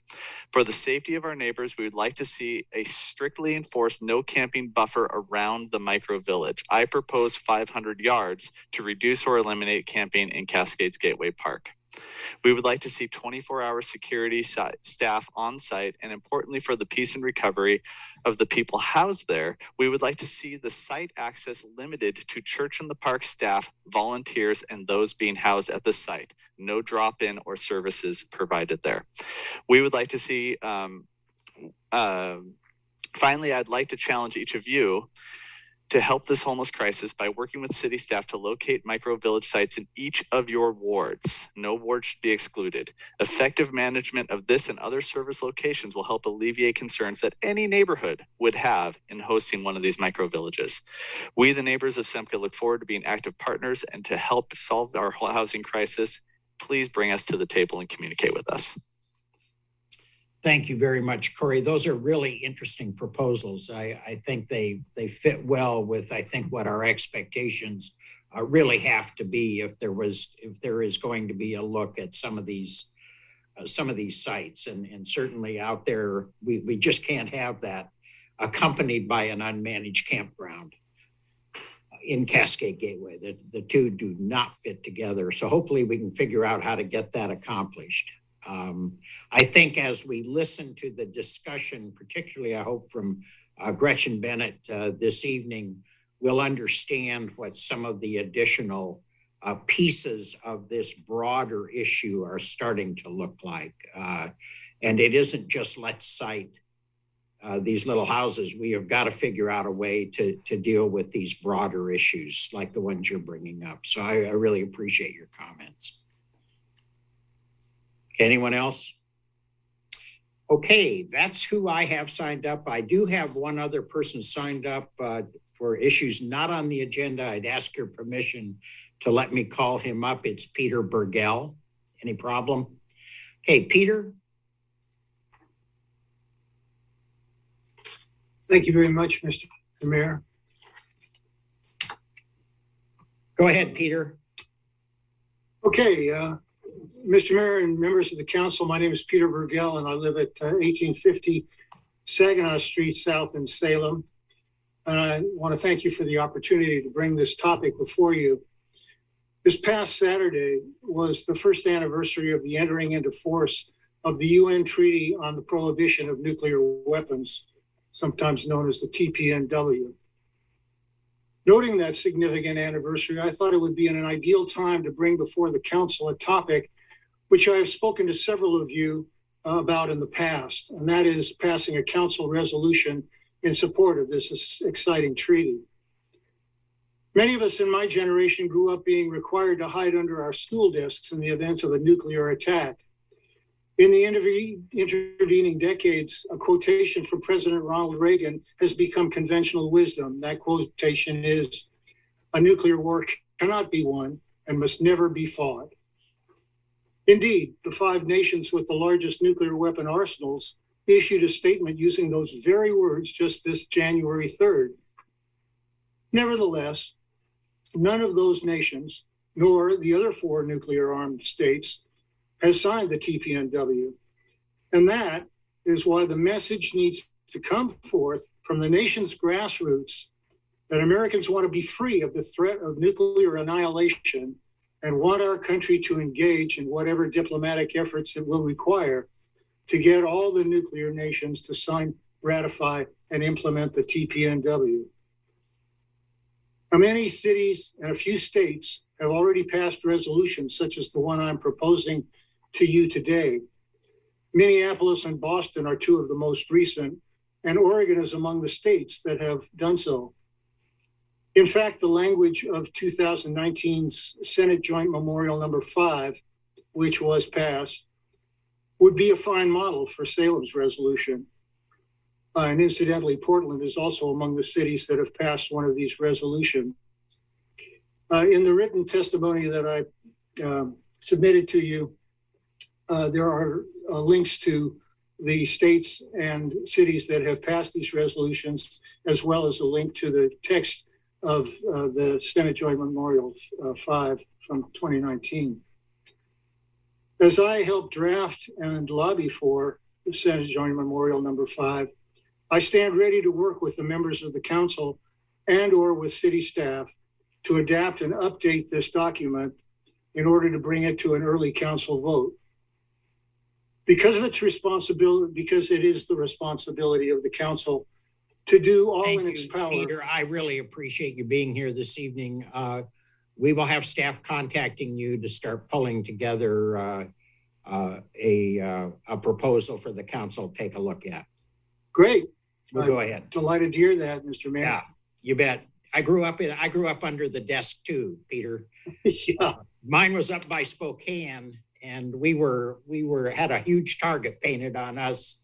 My dad was called up during the Cuban Missile Crisis. He was in the Air Force, and his final words to me were, if it really goes the way it could go, just walk outside and take it like a man, because nobody's going to make it through this thing. And I'll never forget how just scared the bejeepers out of me. So you didn't believe in the post office's promise to get you your mail after no, I a did nuclear not war? believe in that. I did not believe in hiding in the basement, and we did not have a bomb shelter in the backyard.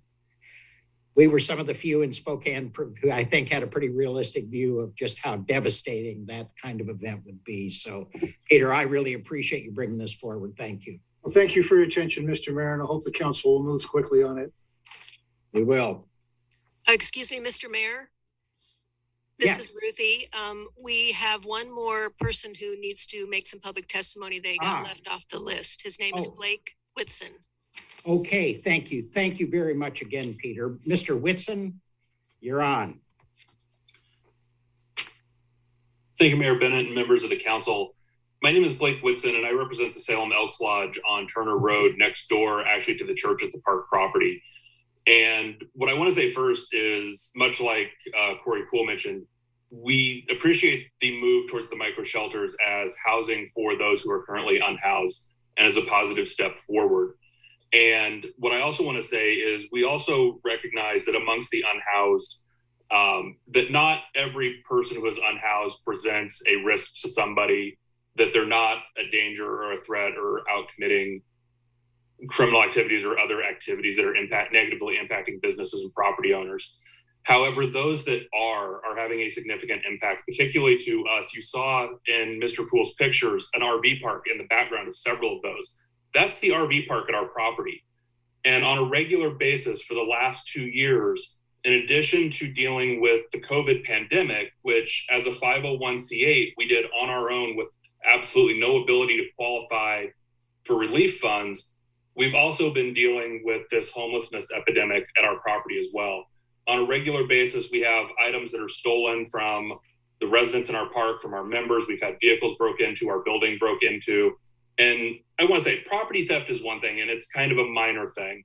What far exceeds that concern, especially after a storage facility had flares fired into it by one of the unhoused, causing millions of dollars in property damage. We have people on a regular basis that are screamed at, yelled at, accosted, walk through our property with weapons, broken glass, machetes. We've had a crossbow come through, people wielding screwdrivers. We are terrified of someone getting hurt before we can get an adequate response from the city. We want to be partners. We want to work for solutions and be a part of that solution, but we cannot do it alone, and we are begging for assistance. We have been told to contact the police. We do so. If it's a theft, the police say, maybe we can show up in a few days and do a report. If it's something more serious, the police show up, say, but there's really nothing we can do about it. We had someone we needed removed that got into our building, and the police said, well, there's really nothing we can do. We can escort them out, but that's all we can really do about it. You know, so we're really feeling a frustration of being on our own, trying to deal with, you know, multiple compounding things from the last 2 years of a pandemic to the unhoused situation in Cascade Gateway Park behind us. So I'd like to encourage the council to please work with businesses and property owners. In addition to the solutions for the unhoused, work with the impacted communities, work with us, let us be part of the solution. instead of just facing the effects and consequences of your actions. Thank you. Thank you. Thank you very much. It just couldn't be more correct in the description you're giving us. Thank you. Okay. Anyone else signed up? Ruthie, anyone? Okay, we'll move on then to the consent calendar, Councilor Hoy. Thank you, Mr. Mayor. I move approval of the consent calendar with the exception of item 3.3A pulled by Councilor Lewis. Second. Second by Councilor Stapleton. So that leaves us with item 3.1A, the January 10th, 2022 draft city council minutes. Item 3.2A, conduit financing for the Hospital Facility Authority of the City of Salem. Item 3.3B, contract with the Americans for Arts and the Oregon Arts Commission to develop arts and cultural tourism information for Salem. Item 3.3C, emergency management performance grant with the State of Oregon Office of Emergency Management. 3.3D, role of the Legislative Committee in the 2022 legislative session. And that concludes the consent calendar. Hey, any discussion? Okay, if Carter, please call a roll. Counselor Phillips, Aye. Counselor Young, Aye. Counselor Gonzalez, Aye. Counselor Hoy, Aye. Counselor Nordike, aye. Counselor Lewis, Aye. Counselor Stapleton, Aye. Counselor Anderson, Aye. Mayor Bennett. Aye. Okay, motion passes. Okay, I'm going to ask for a 5-minute break. Then we'll start our public hearing.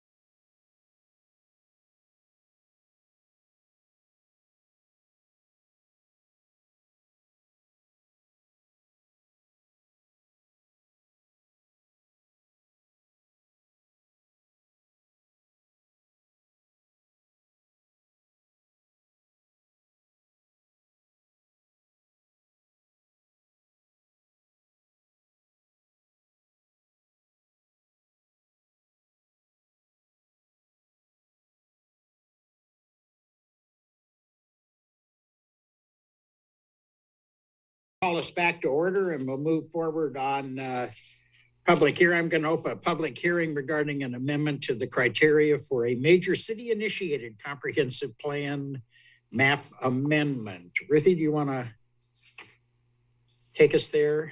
Yep. The City Council will conduct a public hearing concerning Ordinance Bill 17-21 regarding an amendment to the criteria for a major city-initiated comprehensive plan map amendment. The criteria applicable to the proposed amendment are Salem Revised Code 64.015E.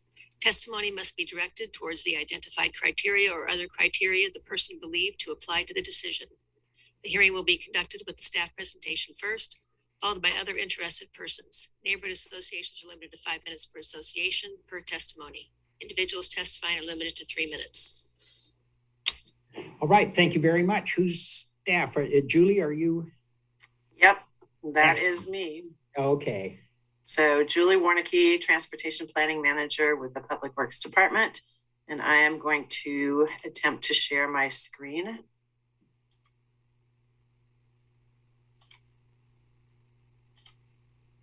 Got it. Great. So let's see here. I'd like to start by entering the staff report into the record. This proposed amendment to Salem Revised Code, Chapter 64, applies to major comprehensive plan map amendments. These are amendments that affect multiple properties, such as with the R Salem project. Major comprehensive plan map amendments must be initiated by City Council. This amendment does not apply to applicant-initiated plan map amendments. The operational standard for transportation is defined in the Salem Transportation System Plan as a volume to capacity ratio of 1.0 for existing streets. The intent of this code amendment is to recognize that there is a margin of error when doing transportation modeling on a large scale. This amendment will help advance policy objectives for mixed use and infill development without needing to plan for additional travel lanes when the projected increase in trips is very small. The recommended thresholds align with the Oregon Highway Plan, which includes a similar threshold for state highways. As I stated, this code amendment supports the use of alternative modes before pursuing roadway widening project. It supports goals identified through the R Salem project, and it supports a holistic update to the transportation system plan that we are intending to initiate following adoption of the R Salem project. If City Council approves staff recommendation, second ordinance reading will occur later on tonight's agenda. And I'd be happy to answer any questions. Okay, we have no one from the public signed up to speak on this that I could spot. Do we have anyone, Ruthie, anyone signed up late or anything? Not that I'm aware of, no. Okay, so does anyone have any questions for Julie? Councilor Anderson. Thank you, Mr. Mayor. First comment, then a question. I really appreciate it's been in your report, Julie, and also in the staff report that came out. I appreciate supporting alternative modes before roadway widening projects. And I kind of have in mind, I'm just thinking we had the Cordon Road, county coordination stuff there. And I know we're coordinating with the county, but I really like the fact that within the city, we can get there or hope to get there or not get there, I suppose I would say. The other question I have is just describe a little bit about how this coordinates with the R Salem project. Which comes first? Is this, it gets subsumed by R Salem, or how does that work? So the R Salem project includes, I think over 10,000 individual tax lot amendments that are being proposed. And so what this does is sort of sets the stage for some of those changes result in some very small projected increases in traffic. And so, for example, at the, let's see, there's a Portland Road link up by Bill Fry Drive, where it projects an increase of 3 vehicles during the PM peak hour. And so without this code amendment, we would need to go through a process to say, okay, do we need to add a turn lane at this intersection because of these additional 3 cars? And so what we're trying to do is sort of say, okay, we recognize that, if there's a huge change, yes, we definitely need to look at the transportation facility and see what needs to be done. But when it's a very small change, let's streamline things, get these land use changes approved so that we can be supporting the mix of uses that our Salem desires. So that's how they work together. That's perfect. Thank you very much. I appreciate that explanation. Thank you, Julie. Thank you, Tom. Any further questions? Okay, then I am going to close the public hearing, Councilor. Nope, I'm not. Yeah, sorry to butt in late, but the only, and this is coming from West Salem, Julie. The only thing that concerns me is I appreciate what we're doing, but if we're not successful in getting people to use alternate modes of transportation, then our streets are going to get even more clogged. And that's a true issue in West Salem. So what I would, not a question, that's a request, I guess, is that you take and you bring this to the West Salem Neighborhood Association and explain why we did what we're doing. Because I think the folks there need to hear it. I would be happy to talk to West Salem Neighborhood Association about this. I also think that the update of the transportation system plan is pretty critical for everybody to be involved in. Yeah. I will say that for the Our Salem process, the Our Salem amendments, actually none of these small changes are in West Salem. They're sort of scattered around the city otherwise. I'm not saying there won't be increases, but this particular code amendment does not affect any of the changes in West Salem. Okay, very good. Councilor Phillips. I'm sorry, I debated. Thank you, Mayor Bennett, and thank you, Julie Warnicki, for being here. I know, broadly speaking, that there's some concern from community members that when individual applications are put in, which is not what this does, that there's no way for us to consider the cumulative impact of like multiple different, improvements or, increased density with development. So this doesn't have anything to do with that application-based process, correct? Correct. This does not have anything to do with the application-based process. And we tried to be very clear there. And the numbers here are a bit more flexible, but it's to facilitate the comprehensive plan update. Yes, it's to facilitate the comprehensive plan update, and it, any development that still happens would still have to go through, a transportation impact analysis, for example. Okay. And we tied the thresholds to be the most conservative, so the most. We tried to make it as small as possible. Okay. I appreciate that clarification. Thank you. Okay. Any further? Okay, I am going to close the public hearing. Councilor Hoy. Thank you, Mr. Mayor. I move City Council Advance Ordinance Bill number 17-21 to second reading for enactment. Second. Second by Anderson. Any discussion, Councilor Hoy? No. Okay. Anyone? Okay. Ruthie, would you please call the roll? Councilor Leung? Councilor Leung? Aye. Councilor Gonzalez? Aye. Councilor Hoy? Aye. Councilor Nordijk? Aye. Councilor Lewis? Aye. Councilor Stapleton? Aye. Councilor Anderson? Aye. Councilor Phillips? Aye. Mayor Bennett? Aye. Okay, motion passes. We will then go to special orders of business. We'll begin with 5B. Councilor Hoy. I apologize. I just ate something. That's okay. I'm sorry. It's getting late, man. I didn't get dinner. Yeah. I move City Council and Gross Ordinance Bill number 13-21 is recommended under section 2 of this report and advanced to second reading. Second. Second by Stapleton. Okay, this is a chance. Did you want to speak to your motion, Councilor?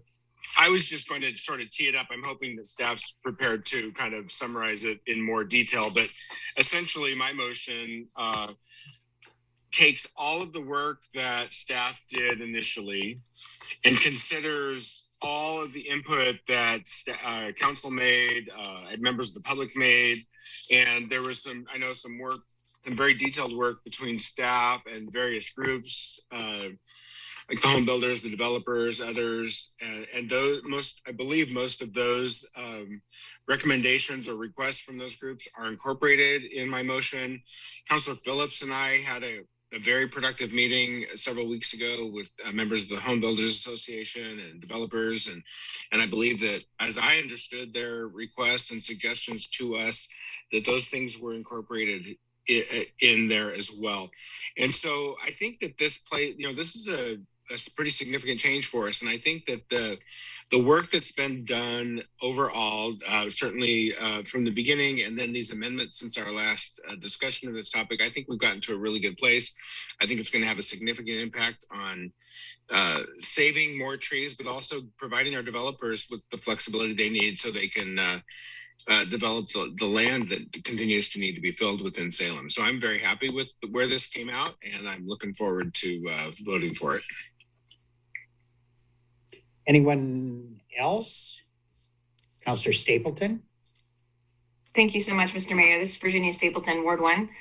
I would agree with Councilor Hoy as well. I know Councilor Anderson and I had meetings with staff as well, and many phone conversations that followed up, many emails going back and forth, addressing the different concerns that we had and the protections that we felt we needed, but also kind of being in that tough space where we're between two really critical issues here, and that is a housing crisis and an environmental crisis, and trying to find the balance between those two things. And I'm really happy with where we landed. I feel like it's a really large step in a good direction for tree protections, but it also gives a lot of flexibility for our home builders and those who are really tasked with the front lines of trying to address our housing crisis, our affordable housing crisis. And all of this is really coming together with the new middle housing that we have coming down from the state. So I'm really feeling very positive about this and how it's gone, and looking forward to seeing the creative solutions that we're going to find for our housing issues while addressing the tree canopy needs of the city. So I'm really excited to see this move forward. Councilor Anderson. Thank you, Mr. Mayor. Tom Anderson, Ward 2. I remembered to say that now, first time. I echo what Councilor Hoy and Councilor Stapleton said, and I also want to add that I think this is a good example of the legislative process at the local level. We listen to all different sides and all different interest groups in this, and I think we came up with the really help of staff and the help of the interest groups on either side. I'm talking about the Home Builders Association as well as other folks. I think we came up with a good solution that tries to address all needs, and so I'm happy to vote for this. Anyone else? Councilor Lewis. Yes, thank you, Mr. Mayor. Jim Lewis, Salem City Council, Ward 8. I'll be supporting the motion. There's too much good in this, and I especially want to thank Bryce Bishop for all the work that he's put in over the years. I do have a concern, and I'll voice it this way. We may feel as though we've come to a good compromise with those that build houses, but the fact remains that with the passage here tonight, housing will be more difficult and therefore will become more expensive. You can't have it both ways. we are opting to protect trees at the same time we are affecting housing in a non-positive way.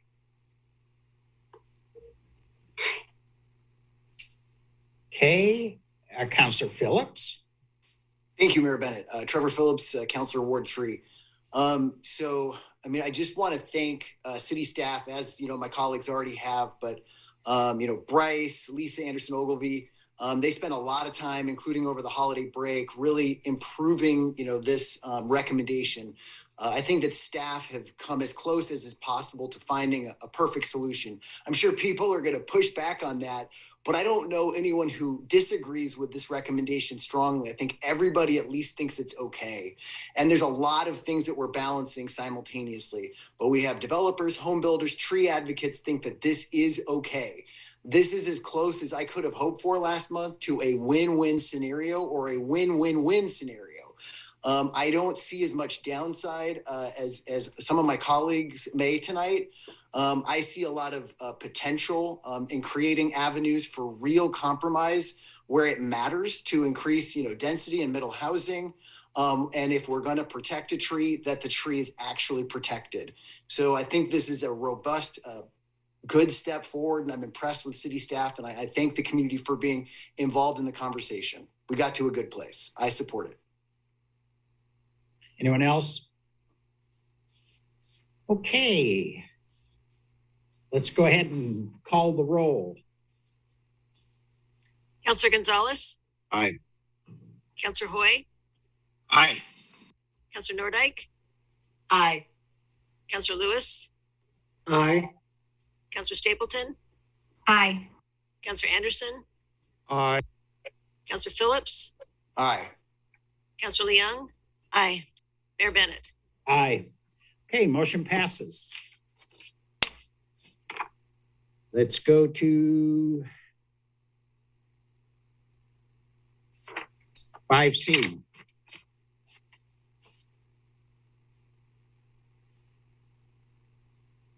Councilor Hoy? Thank you, Mr. Mayor. I move the City Council allocate $200,000 of the state sheltering grant for towing services, authorize use of northwest corner of Front Street and Hood Street Northeast property, 1280 Center Street Northeast, and 2410 Turner Road Southeast for micro-sheltering, and allocate $392,000 of the state sheltering grant to extend the Village of Hope Micro-Shelter Village through June 30th, 2022 at one of these locations. Second. Councilor Hoy? Thank you, Mr. Mayor. So we've had a lot of conversation tonight and on other nights about this program. I think that, when you look back on the city's history dealing with homelessness, it's a very short history in terms of the services that we've provided. It just goes back about 5 years.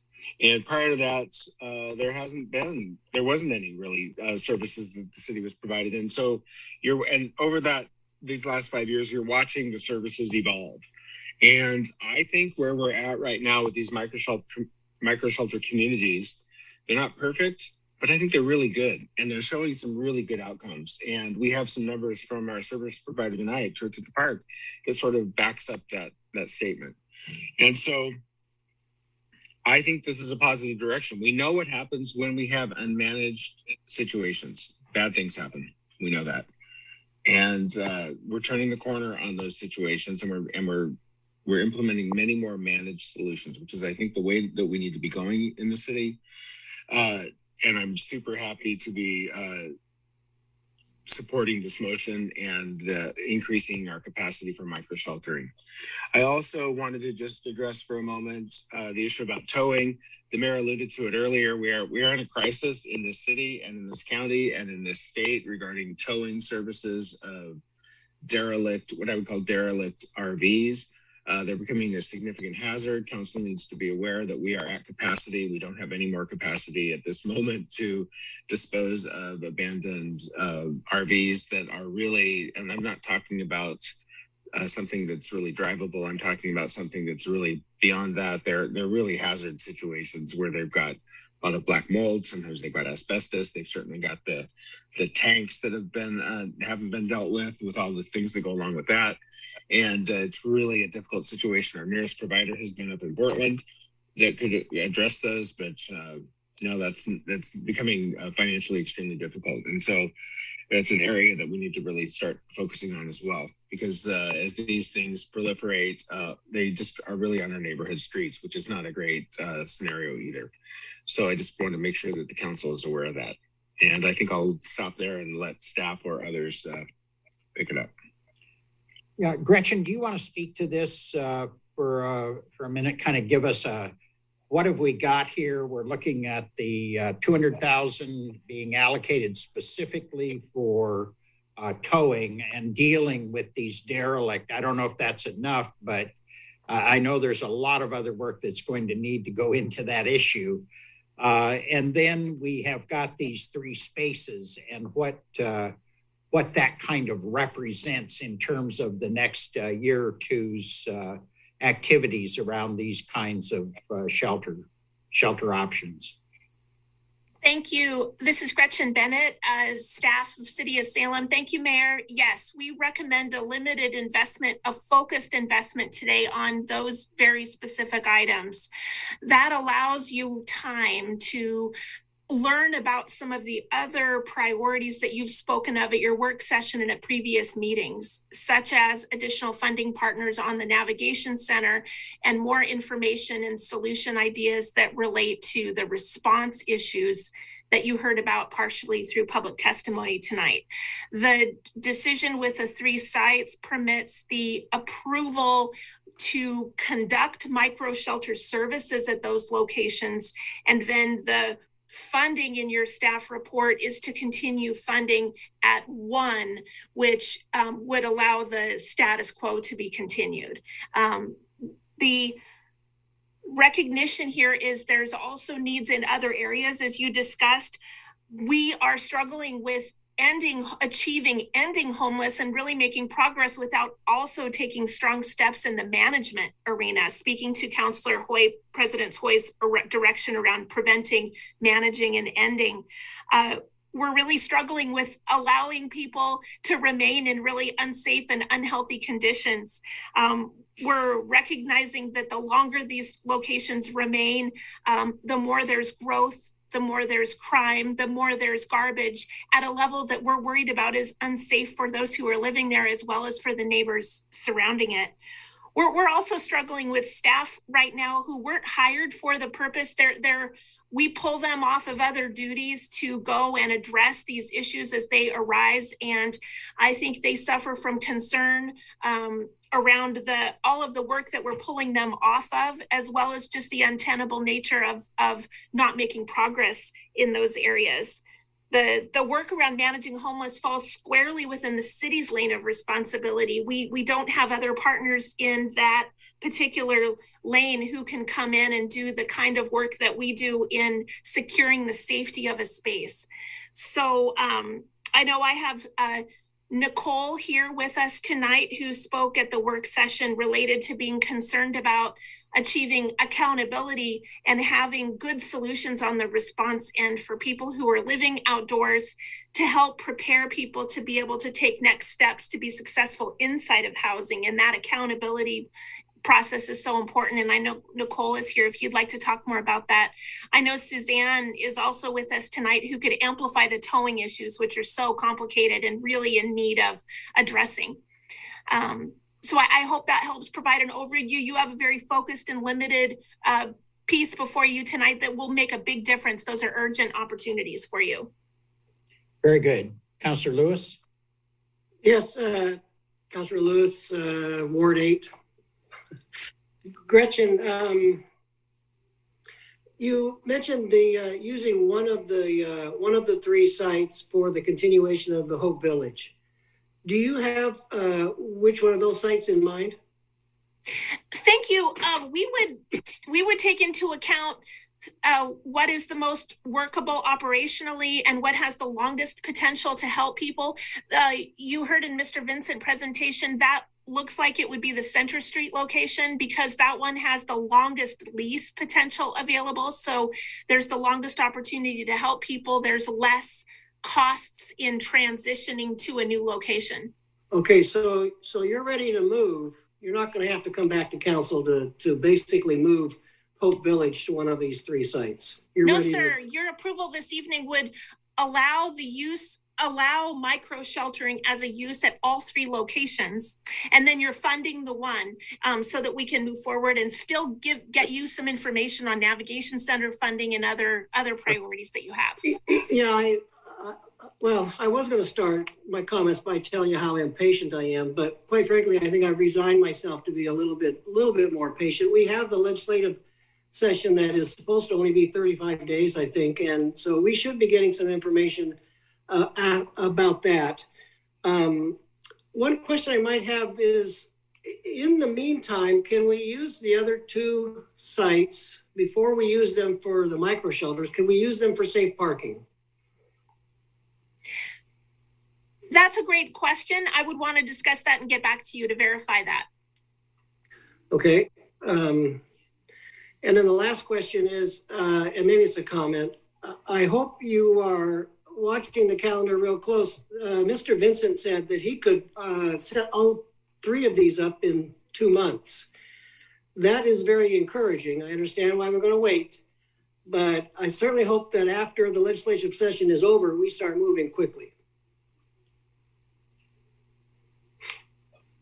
Gretchen, one of the things I had understood earlier, and maybe as this has been talked about over time, was that one of the site that was most likely to be developed first was the Front Street site. Did I misunderstand that? No, sir. I think this continues to be a dynamic process. One of the things that we clarified at the Front Street location is we would also need to generate parking agreements with the adjacent partners, whereas the Center Street property has ample space. And then the Front Street property, I understand, is available for 18 months with a possibility of an extension for an additional 6 months, whereas the Center Street property could be available for about 3 years. So those are just factors that we continue to learn about locations that could play into it. So that, because the headline tomorrow will be Center Street site chosen. If I understood what you're telling us, is that what we're doing tonight?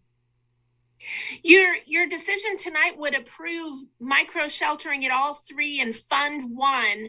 I think that it could be prudent to reserve a bit of finalization on that location while we continue to work with the locations and sign leases and things like that. Okay. Oh, I'm sorry, Councilor Anderson. Thank you, Mr. Mayor. Gretchen, I'm sure you were here for the testimony of Mr. Poole and Mr. Whitson, and I'm sorry, if I'm mispronouncing his name, Mr. Dablow or DeBlow, and particularly the folks who were out on Turner Road had some suggestions, and I presume that you will look at those suggestions and see if some of them can be incorporated, especially in light. I mean, look at the pictures, Mr. Poole on his, every meeting he's got to visit with, these are what he took today. And so I think that's a real concern. And I think that the fact that these will be managed 24/7 and will be, a limited number of folks, I think that's all good things, but we need to make sure that that's really the way they're carried out. Thanks. What I'm struggling with delivering is the kind of response our community wants right away in unmanaged scattered sites. That's where I'm struggling. I think that Mr. Poole, for example, would have expected us to be able to get out and address the tents near Paradise Island Park, so close to the property owners there, but we lack the resources and the ability to get out there and respond. And then what we learn is that with time, more come, and then more dynamics grow, and we see more crime and more garbage. And I worry about the health and the safety for people who are camping there, as well as for the neighbors. Without a solid early response to come quickly and regularly to these sites early, I'm concerned about the inability to, we just perpetuate the pain and the discomfort rather than help people. And then Nicole speaks so eloquently about the challenges with someone who's been in that situation for so long, being able to succeed if receiving a housing voucher, for example. Well, I know you're not overlooking as well the disaster down at Marion Square Park right now, too. It's a perfect example. It's a perfect example. Become very concerned about the growth and the rising number of issues and crimes that we're understanding is being reported. No one wants that. It's not livable for Salem. We absolutely would like to conclude camping, and there's no doubt we need places for people to be able to go. It's tragic, and your investments in alternative locations and affordable housing are absolutely essential. We also can't allow people to remain in unsafe and unsanitary conditions and have to come alongside to help people with those next steps. Okay, Councilor Phillips. Thank you, Mayor Bennett. Trevor Phillips, Councilor Ward 3. Gretchen, thank you for being here tonight. So this concern that you've mentioned several times now in terms of like the ability to respond quickly to some of the expectations our community has. Are we really voting on that tonight? I don't see that we are. So I'm just looking for confirmation of like our shared understanding of what we're doing right now. Thank you for that clarification. You're not, with the exception of $200,000 for towing to keep us operational in that particular area. I just wanted to clarify when Councilor Anderson spoke of expectations. I'm not good now at shutting down certain challenges, and so wanted to make sure that was clear. And is this what you're talking about? Thank you, Gretchen. Again, Councilor Phillips, Ward 3. So this is similar to kind of what we discussed briefly in the kind of longer conversation during our work session, that city staff kind of gave an outline of, funding for, a police officer involved response team that could, respond to some of these, community pinnacle events that need to be intervened on early on. So I don't think the need has gone away from what I'm hearing in terms of the testimony given tonight or, the information that you and other staff are providing us tonight. Are we going to see something like a decision point on that topic in the future? Yes, I wanted to give time for us to clarify navigation center funding partners and other potential opportunities. The police involvement is there to simply keep everyone safe. I do want to make sure everyone understands our approach is very much led with outreach staff who are specially trained to provide services and connect to resources. The presence of police at certain situations creates safety to help make sure that things don't escalate and to be able to resolve issues as they arise. And Nicole or Chief Womack could help clarify that if that would be beneficial. Absolutely. Nicole, you Salem Housing Authority.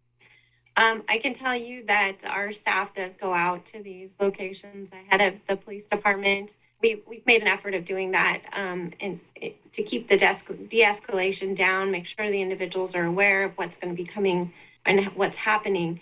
I do know the police do go out and respond, and at that point it's more of an enforcement type action so that they are asked to move at that point. So we really try to keep those boundaries defined when we go out to do resource and engagement and then enforcement, but we still bring out a team at the same time, just in case somebody at that last moment wants to engage. But the police officers are there and stand back and often are a value in what they have to do to engage as well, and providing resources and connecting to those of us that are on scene that can help make those decisions. It's really just a de-escalation effort to ensure that everybody out there working is safe. Exactly. Thank you for that. Housing Authority Director Nicole Utz and Gretchen Bennett, again, Councilor Phillips, Ward 3. I just want to say that I hear you and I look forward to future conversation on this topic. What I'm hearing consistently is that, police do not and are not able to respond to the majority of the community concerns. So the change, while real, is still going to be relatively small in terms of scale. And this is not going to be like the first step to get police involved where they're not beneficial. I mean, I can try to imagine what staff are experiencing. I've never joined staff on those interactions, but as an emergency room doctor at Salem Hospital, I routinely interact with, homeless community members who are in the middle of crisis. And there are times where I do not feel safe in the room without backup. It's not necessarily the police, although sometimes they are, the community members who bring people like that to be screened for a medical emergency. But I have backup in terms of security. And I want to make sure that, we're all kind of overwhelmed in the middle of this pandemic and the housing crisis and the homelessness and everything else, but that you feel supported and have the backup you need to feel safe doing your jobs. So I look forward to, future conversation on this. I think that there's a real unfortunate need for consideration for what you're discussing, and you have been heard. Thank you. And just to touch on that, and this is Nicole Hughes with Salem Housing Authority, and Gretchen had talked about accountability. I just want to touch on this a little bit. Our staff is completely overwhelmed with the amount of unmanaged locations throughout the city of Salem and surrounding areas that they're called upon on a daily basis. For the short amount of, or the small amount of staff that we have, it is unsurmountable to keep up with the amount of complaints that come in on a daily basis of this location and that location. And a lot of it surrounds around the uninhabitable conditions, the garbage pile up, the unsanitary, the RVs that are in poor condition, leaking fluids, leaking sewage, that type of conditions. These managed locations of Church in the Park have been a way for the Housing Authority to connect quickly individuals to emergency housing vouchers, different voucher programs, Redwood Crossings, and it gives them a little bit safer environment. We don't often call out the police on a daily basis with us when we're out on location. That team is very educated, skilled. They do a lot of training with the police department to know their safe surroundings. They know when to back out and when not to go in. But I can tell you that the managed versus the unmanaged is a totally and completely different world. For those types that you're talking about, those individuals that go into crisis on an instant and you'd have no indication that it's happening. But as well as the conditions in the unmanaged camps are what are such a hazard, even for them to be walking through. I can tell you that our staff have a complete washing system in the basement of our building to ensure that their clothing is sanitary, their boots are clean on a regular basis, and they have a method to get clean clothing before they come in to do their case management notes and work. So the accountability factor also helps us in long-term housing stability. These stepping stones, navigation center, managed camps in different locations are in essence for us to get a little bit of stability, a little bit of training that there are some rules where you have to go before you go into an apartment complex. And we have a lot better success rate when those stepping stones are in place before we take some individual who's been homeless in camps for over 7 to 10 years and then try to put them into an apartment complex type living and avoid the same complaints that you're receiving on a daily basis in the unmanaged environments from happening in an apartment complex in numerous different locations. So I hope that answers any accountability questions when I do discuss accountability. We do have to start that training from the time we see them in the managed or unmanaged camps and work that way up into getting into stable housing. Yeah. And it will. And ultimately, we will still have the unmanaged camping, I think, when this is all over, whenever we declare, or somebody, not us, probably be in the next council or two, will declare victory. But there will still be unmanaged camps out there as long as we have the current laws we have. Jose? Thank you, Mayor. And Nicole, I had a question. As far as the calls you get, is there any tracking of that? And whether or not you have it or if we ever can, because one of the things what I've noticed, especially here in Northeast, I know you get a lot of calls from this area. I know you do, but what the result of that is that the more people see this, the more resistant our community is going to be to allowing managed home sites. That's the connection we have to make from a public citizen point of view. You know, that's why I think we're not getting a lot of luck on Gretchen's efforts to try to find these spaces. The neighbors are putting everything together and they're just saying no, you know. So I think if we can get an idea of those calls, frequency, maybe areas, I don't want to add more work, but if we could ever get a sense of that, then maybe it'll give us an idea of where public opinion is, you know. Sure. This is Nicole with Salem Housing Authority, and Gretchen's team, the city manager's office, does a great job of tracking the call volume. We monitor that, as well as the housing authority does on occasion receive our own set of calls. We do have a pretty good method. It is actually, there is quite a few in Northeast Salem, but it's spread all over from West Salem, downtown, South Salem. They're really throughout the entire city. And right now we have 2 outreach navigators. We try to keep staffed at 3, but we could probably have 10 to 20 and still not keep up with the amount that is needed. Okay. Are we ready to move ahead, Virginia? No, you're not ready? I had a couple of comments, if that's okay. Yeah, go. Thank you. This is Virginia Stapleton, Ward 1. I just wanted to share my thoughts with council and staff so you all knew where I was coming from on this and what I'm hoping to see in the future. I share so many of the concerns that fellow councilors have shared. Councilor Lewis with the frustration of not moving fast enough and trying to dig deep for that patience and kind of that long-term vision and kind of holding steady until we can move forward, but very anxious to get all of these sites up and running as soon as we can. And concerns that Councilor Phillips has shared about staff and the ability to do the job that our citizens are asking us to do. And I worry about burnout a lot right now with our staff. And keeping the folks that we do have on staff here and engaged and feeling that they are contributing and making progress, and finding ways that we can support them in that, I think is important. It is frustrating to have to spend money on things that are not, housing and ending homelessness.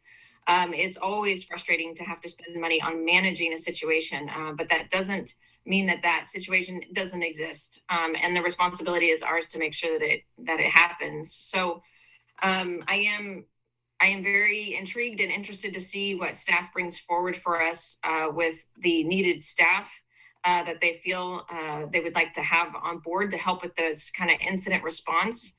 And I'm looking forward to seeing that hopefully in the next couple of meetings here so that we can make sure that staff has the support that they need. So I'm looking forward to voting for this and moving forward to the next phase. Great. Thank you very much. Councilor Lewis? Yes, thank you, Mr. Mayor. Jim Lewis, Ward 8, and I'll be very quick. And it maybe help with Nicole or Gretchen, but we have what I'm going to call a unique situation in Marion Square Park. It's an unmanaged camp, but yet there are a number of residents in that camp that are crying out for management. In fact, they have separated. On one side of the park, there are the folks that are over there using drugs and causing trouble. On the other side of the park are the folks that just want to be left alone. And I asked, why can't we turn Marion Park into a managed camp? And I got an explanation from Gretchen, if you would share that with everybody. Yes, thank you, Councilor Lewis. This is Gretchen Bennett. We don't have a way to provide management in tents. Tents aren't lockable and they aren't secure. And so that isn't a choice for us here in Salem with insurance and other factors. When you move into thinking about management, there's issues with the sacred tribal lands, with the deed restrictions, with the space that's there, a number of factors. When we studied Marion Square Park to be a potential managed micro shelter site, that it wasn't able to meet the due diligence criteria to be able to have that be a site that came forward. Yeah, and I don't need to remind you, but the first adventure of the managed situation was at the fairgrounds, and those were tents. Granted, they were inside, but those were tents and they were not locked. But yet the management of that facility, I believe, kept those folks safe, even though they didn't have locks on their tents. Thank you. The building made a really big difference for those who insure and take care of programs on that end. Nicole? Hi, this is Nicole Yates with Salem Housing Authority again. I just wanted to touch as well on the location of Marion Square Park. Marion Square is directly across from the Arches Facility Day Use Center. And one thing that I believe that DJ Vincent and his team can also attest to is that when you do have a location that close to a major collaborative partner that helps the homeless population, that is when you do attend to attract more into that area and have a problem with trying to keep it managed. And I know that's something the Housing Authority has looked at in locations for our permanent supportive housing sites, is to not congregate them on top of other services in the same location, an effort to try to stabilize the individuals living in that location without having the distractions of others who are trying to either gain access, get into the location, apply for the location. It really draws that line of this is the day use center and this is the managed area.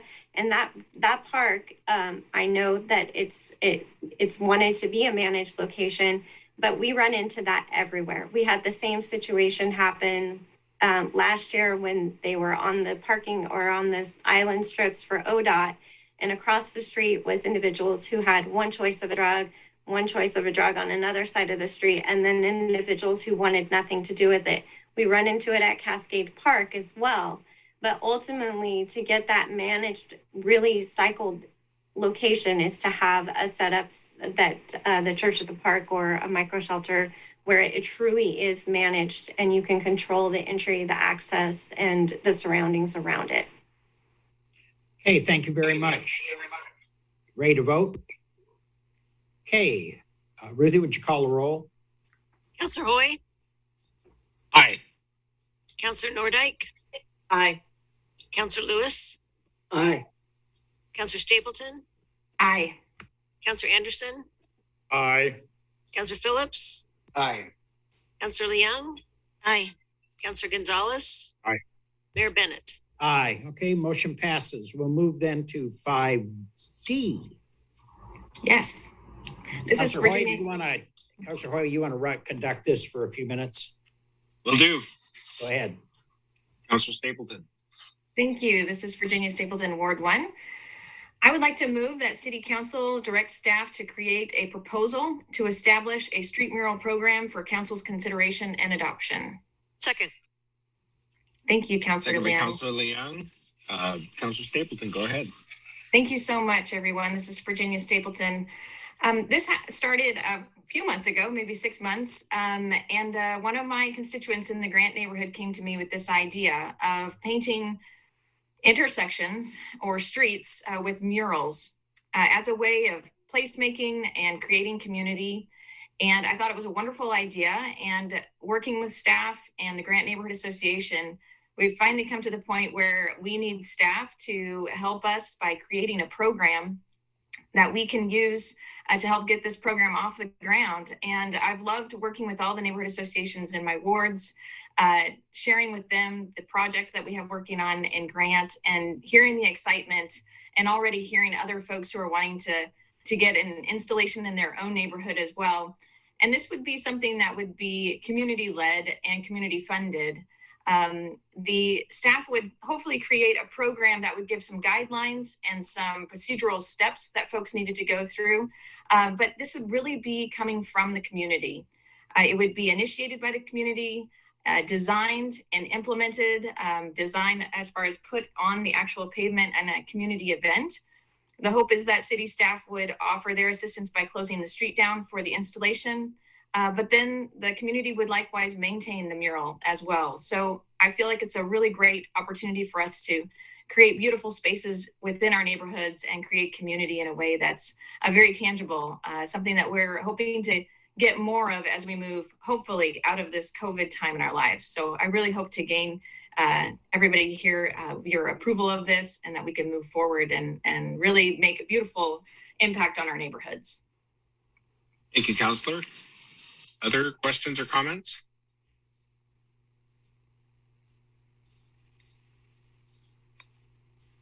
I'm not seeing any hands. Are we ready to vote? All right. If the recorder will please call the roll. Counselor Nordike, Aye. Counselor Lewis, Aye. Counselor Stapleton, Aye. Counselor Anderson, Aye. Counselor Phillips, Aye. Counselor Leung, Aye. Counselor Gonzalez, Aye. Counselor Hoy, Aye. Mayor Bennett. Aye. Okay, motion passes. We'll go then to item 3.3A, Counselor Lewis. I move staff recommendation. Second. Second by Hoy. I had questions on this, but I got those answered earlier today from Director Rutherford. Here's my issue, and I'll try not to keep beating this dead horse, but Okay. we have a housing crisis, especially for our unhoused. And I see situations repeatedly where we can't use a space for this reason or that reason. We had people staying in the Union Gospel Mission until they moved down the street, and now there's nobody there. Did that building change that dramatically? Yes. Yeah, well, I don't think the building changed. I believe the ownership changed, and I recognize, I get it. I get that the city doesn't want to take risks because it can't. But we were using that place to house the unhoused. We stopped. Same thing with the DMV. We're stopping using that because of contamination in the soil. There's people living there right now. Or is it May? Is there something going to happen? Is stuff going to come out of the soil in May? My point is, and I'm going to say again, I get the fact that the city has to be careful. But I wish there was a way to open up our blinders so we could address the crisis. Because I don't believe we have 30 years to fix the homeless. We just heard tonight, people are getting frustrated. And we can show the results only if we have the managed camps to show them.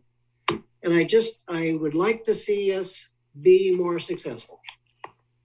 Thank you, Counselor. Counselor, I'm going to have Christian Rutherford speak to that question. I've heard that before, that somehow we could put people into that building without a sprinkler system, with the kind of health dangers in there. And I'd like her to speak to that, because I think it is held that somehow any covered space is a place you can put people and somehow say they're housed. So Councilor Rutherford, what's the deal with the Old Union Gospel Mission? Yes, Kristen Rutherford, Urban Development Director. So regarding the Union Gospel Mission, we did have fire and our building officials go through that building after it was vacated. There were life safety pieces of that building, including parts of the fire system that were removed and moved to the new building that were in place when it was used as a shelter. It was also acknowledged, during the last year or so as they were developing their new facility, that extreme measures had to be taken to continue to operate it as a shelter, including having a live fire watch overnight, in addition to the system that was in place at that point in time. That system, like I said, was removed. And so we just didn't see a way to get back to the ability to operate that as a shelter, given the life safety issues with that building that we were working around, that the mission was working around for the last year or two as they were preparing to move into their new building. And regarding the Zamora, the former DMV site, that is not a city issue. This is a mandate from DEQ. When we purchased that property, we entered into a prospective purchaser agreement because of the environmental contamination to limit the city's liability regarding that past environmental contamination. And one of those requirements was that that property not be developed or redeveloped in a residential use. When we went into the COVID crisis, we went to DMV and asked if there was any way that we could get an exemption to that for a period of time to meet sheltering needs for our houseless community because of the COVID crisis. And they did give us an 18-month period of time. And coming up in May is when we reach the end of that 18-month, and then we're subject to the DEQ restriction on residential use. Okay. Any further discussion on Councilor Lewis's motion? Okay, would you call the roll? Councilor Lewis, Aye. Councilor Stapleton, Aye. Councilor Anderson, Aye. Councilor Phillips, Aye. Councilor Leung, Aye. Councilor Gonzalez, Aye. Councilor Hoy, Aye. Councilor Nordike, Aye. Mayor Bennett. Aye. Okay, go to information reports. Anything there anyone wants to go over?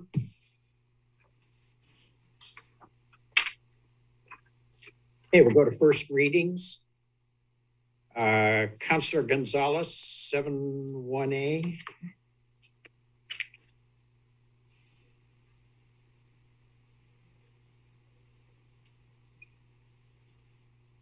I move staff recommend ordinance, advance ordinance bill 2-22 approving annexation, changing the zoning and approving withdrawal from the Kaiser Fire District for a 3.54 acre territory located at 3476, 3480 Blossom Drive Northeast and adjacent lands to second reading for enactment. Second. Second by Hoy. I need to read it in the record, Mayor. Yep, go ahead. An ordinance declaring and proclaiming certain territory located at 3476, 3480 Blossom Drive Northeast and adjacent lands northeast, annexed to the city of Salem, prescribing zoning and withdrawing the territory from the Kaiser Fire District. Okay, got a motion on the floor. Okay, let's go ahead and call the roll. Councilor Stapleton, Aye. Councilor Anderson, Aye. Councilor Phillips, Aye. Councilor Leung, Aye. Councilor Gonzalez, Aye. Councilor Hoy, Aye. Councilor Nordike, Aye.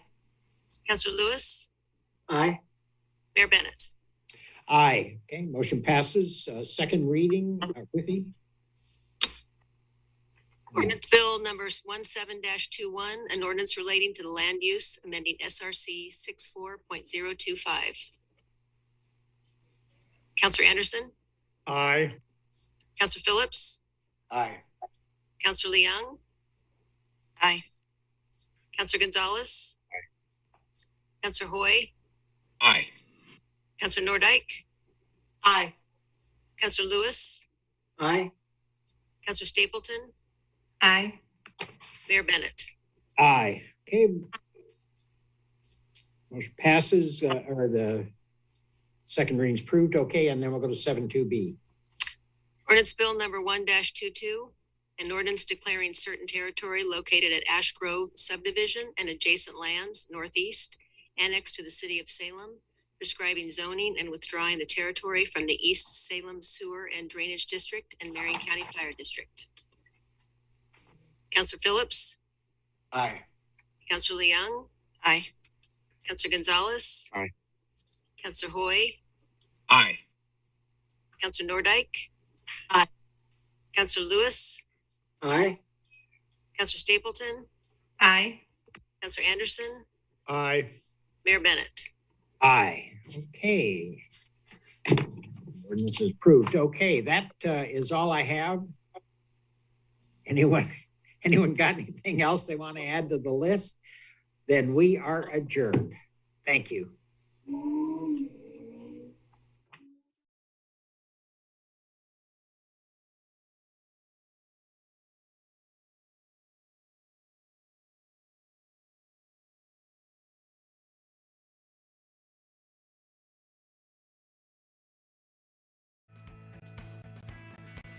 For more videos and for more information, go to capitalcommunitymedia.org and follow us on social media.